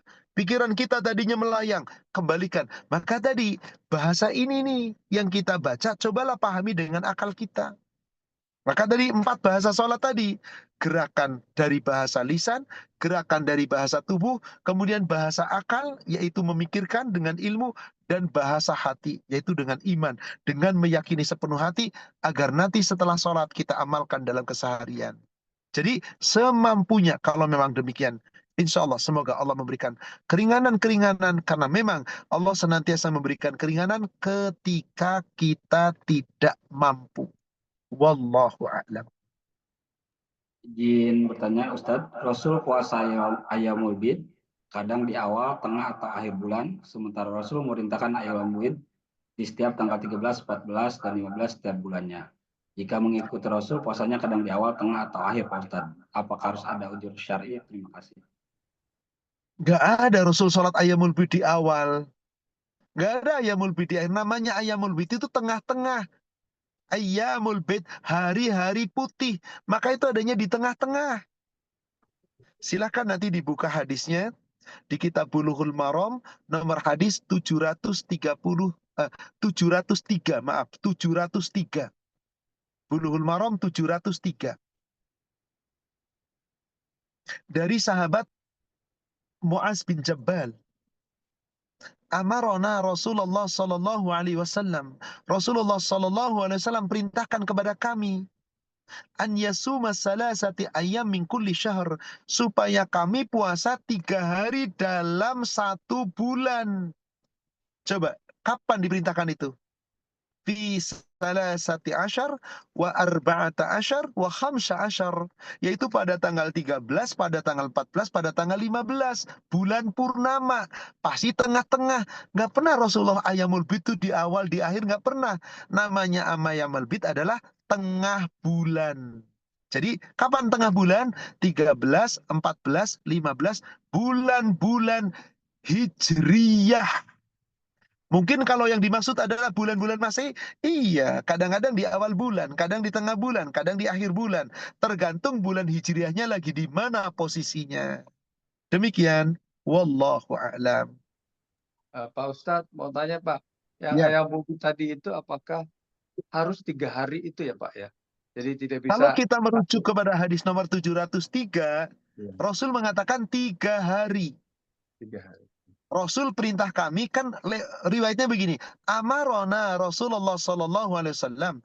Kami diperintah Rasulullah sallallahu alaihi wasallam an yasumu thalathati ayyam min kulli syahr.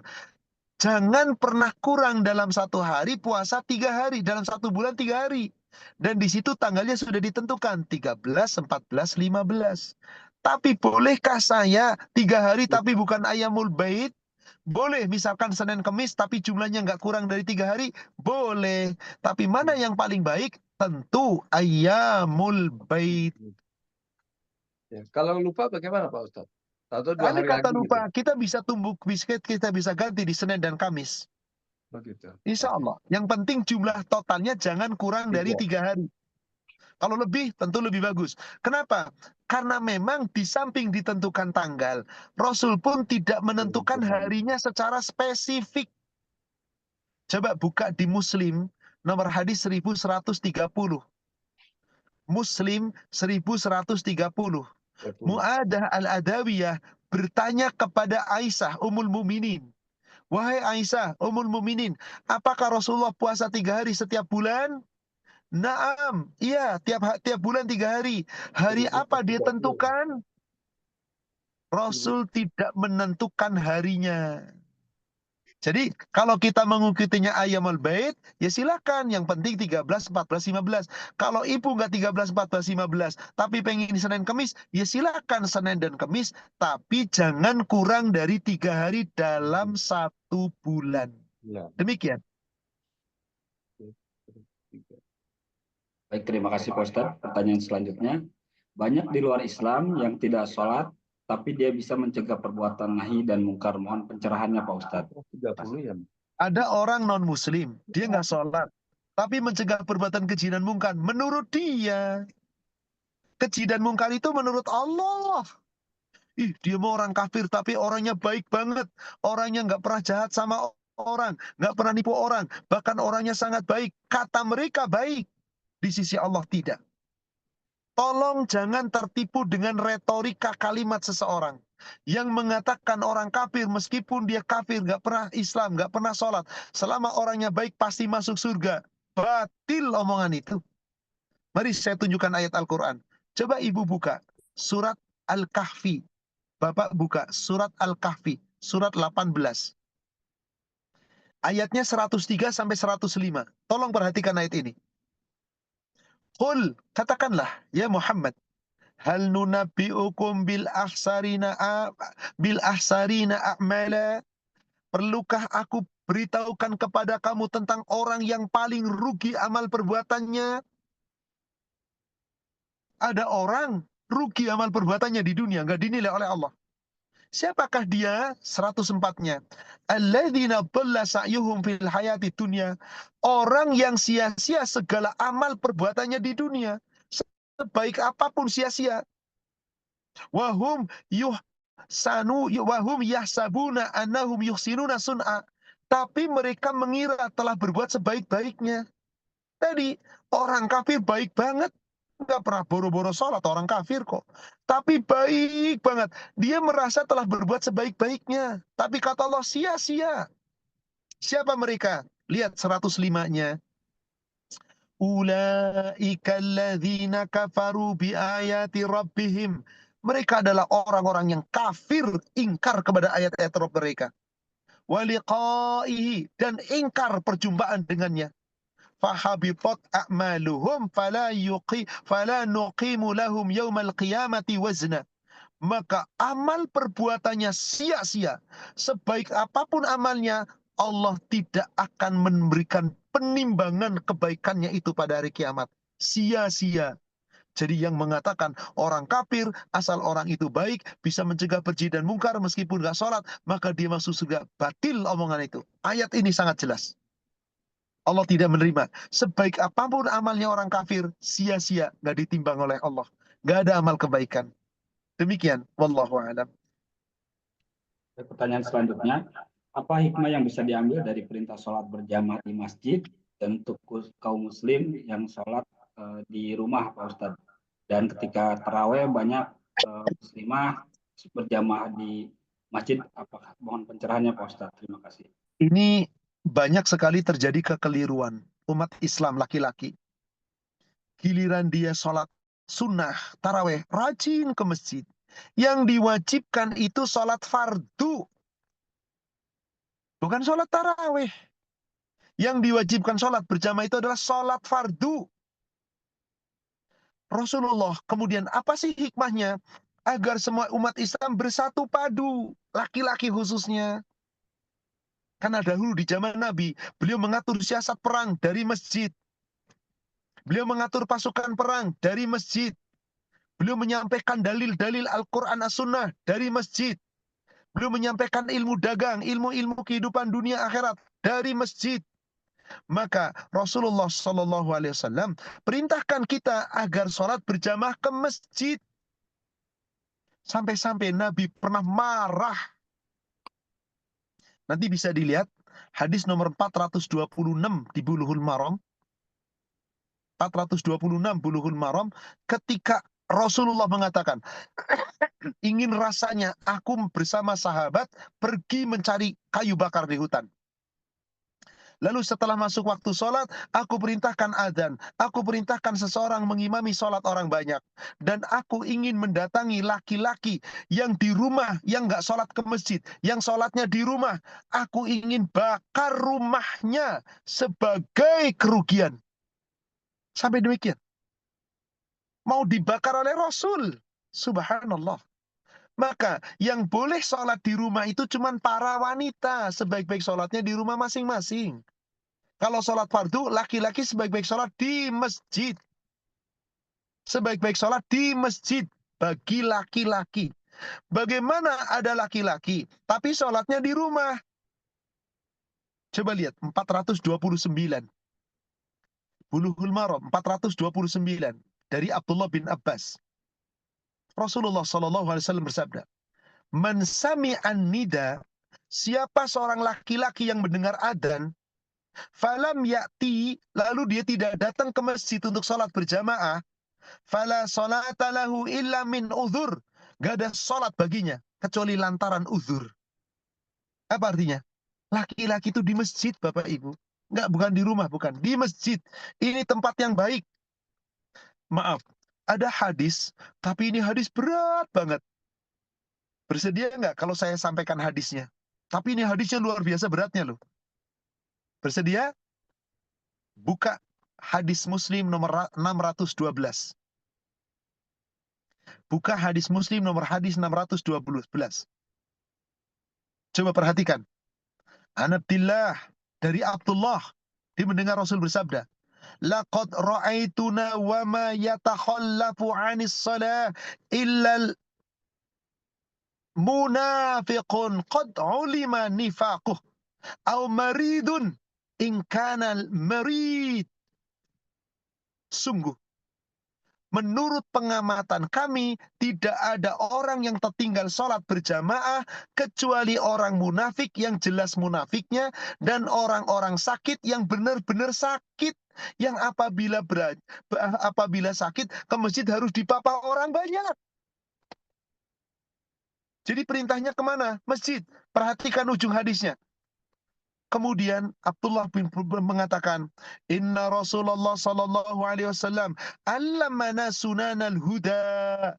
Sesungguhnya Rasul sallallahu alaihi wasallam mengajarkan kepada kami sunanal huda, sunnah-sunnah atas petunjuk. Apa itu sunanal huda diantaranya? Wa inna min sunanal huda as-salata fil masjid alladhi yuwazzanu fi.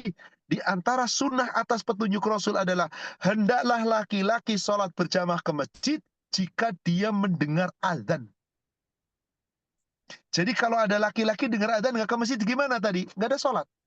Ada ancaman yang lebih ngeri dari itu. Coba Bapak Ibu perhatikan 613-nya. Tolong perhatikan, Muslim 613. Dari Abdullah, dia berkata, Man sarrahu ayyalqallahu ghadan musliman falyuhafidh ala haula'i salati haitsu yunada. Siapa yang ingin bertemu dengan Allah kelak sebagai seorang muslim yang sempurna, muslim yang sejati, hendaklah dia sholat berjamaah ke masjid jika dia mendengar azan. Tolong, dengar adzan ke masjid. Kenapa? Lihat lanjutan hadisnya. Fa innallaha syara'a linubayyikum sallallahu alaihi wasallam sunanal huda. Karena Allah telah menetapkan melalui nabi kamu Muhammad sallallahu alaihi wasallam ada sunnah-sunnah atas petunjuk Allah. Sunanal huda. Di antaranya adalah wa innahunna min sunanil huda, dan di antaranya adalah salat berjamaah ke masjid. Itulah sunanul huda. Bagaimana Anda mampu, Anda kuat, Anda sehat, Anda bukan munafik, nggak sholat ke masjid? Coba perhatikan lanjutan hadisnya. Walau annakum sholaitum fi buyutikum kama yusalli hadal mutakhallifu fil baiti. Andai kata kamu tidak sholat ke masjid seperti orang-orang munafik itu tuh, yang sholatnya di rumahnya, la taraktum sunnanan nabiyyukum. Kalau kamu nggak sholat jamaah ke masjid, hai laki-laki, kamu telah meninggalkan sunnah nabimu. Walau taraktum sunnanan nabiyyukum la bolaltum. Kalau kamu sudah ninggalin sunnah nabimu, kamu sesat. Maaf.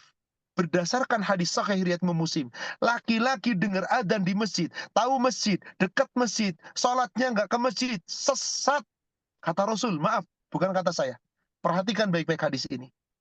Maka tadi saya ngomong, mau ditunjukkan nggak hadisnya? Siap, ya ini. Wahai para laki-laki, lihat hadis ini. Siapa yang ingin ketemu Allah sebagai muslim sempurna, sholat jamaah ketika dengar adzan. Andai kata kamu tidak dengar adzan, kamu nggak ke masjid, kamu telah menyelisih sunnah Nabi kamu. Andai kamu telah menyelisih sunnah Nabi kamu, kamu sesat. Yang ngomong ini Allah melalui Rasulnya, bukan saya. Saya cuma ditanya. Yang salah siapa? Yang nanya tadi. Kenapa nanyanya jamaah? Kalau nggak nanya jamaah, nggak ada jawaban jamaah. Karena nanya jamaah di masjid, ada jawabannya, monggo wahai bapak-bapak yang suka ninggalin sholat jamaah. Silahkan. Nanti tanggung sendiri Anda. Ingat tadi, sampai Rasul mengancam hendak dibakar rumahnya. Rasul katakan yang nggak ke masjid itu adalah orang-orang yang munafik. Orang yang nggak ke masjid berarti ninggalin sunnah Rasul. Yang ninggalin sunnah Rasul berarti sesat. Sampai demikian Rasul detail menyampaikan dalam hadisnya. Bahkan kalau tetap Anda sholat sendiri di rumah, nggak dianggap sholat. Nggak ada nilai sholat Anda. 0, cuman gugur kewajiban. Inilah kenapa Rasul perintahkan sholat ke masjid. Apa hikmahnya? Agar umat Islam bersatu dan tegak di atas sunnah Nabi. Demikian. Wallahu a'lam.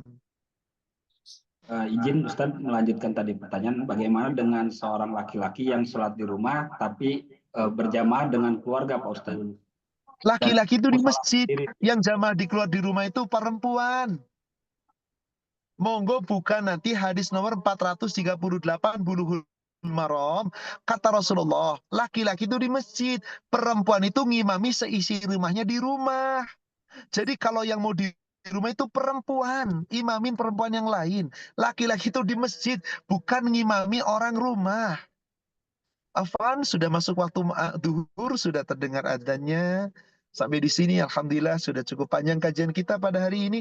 Semoga bawa nikmat dan hikmah. Saya berdoa kepada seluruh jamaah Naimah dan keluarga besar dari Pak Gunawan dan Ibu Puji, semoga senantiasa dalam naungan rahmat dan barokah Allah. Semoga senantiasa mendapatkan ridha Allah. Dan semoga tetap mendapatkan hidayah Allah. Kita istiqomah sepanjang hidup kita. Amin ya rabbal alamin. Dan semoga Allah menjaga kita agar kita terhindar dari segala bentuk keburukan-keburukan. Mari sama-sama kita akhiri dengan kafaratul majlis. Subhanaka Allahumma wa bihamdika. Ashhadu an la ilaha illa anta. Astaghfiruka wa atubu ilaih. Alhamdulillah billahi fi sabilil haq. Assalamualaikum warahmatullahi wabarakatuh. Terima kasih Pak Ustadz. Sama-sama Pak Gunawan, Tausiahnya Ibu Puji, dan selalu semua sehat. keluarga besarnya. Saya untuk para jamaah juga. Saya lebih dulu pamit Pak Gunawan dan Baik, semua Bapak. jamaah. Pak Ustadz. Terima kasih Pak Ustadz. Terima kasih Pak Ustadz. Terima kasih Mbak Puji. Terima kasih semua. Ya, terima kasih Bapak Ibu semua, Mbak Tiwi. Terima kasih Pak Uun, Mbak Puji. Terima kasih banget ya. Ya, terima kasih. Terima kasih Pak Besar Layar, terima kasih. Assalamualaikum. Waalaikumsalam Pak Iwan. Terima kasih Pak Gun. Assalamualaikum. Terima kasih Gun. Assalamualaikum. Terima kasih. Assalamualaikum.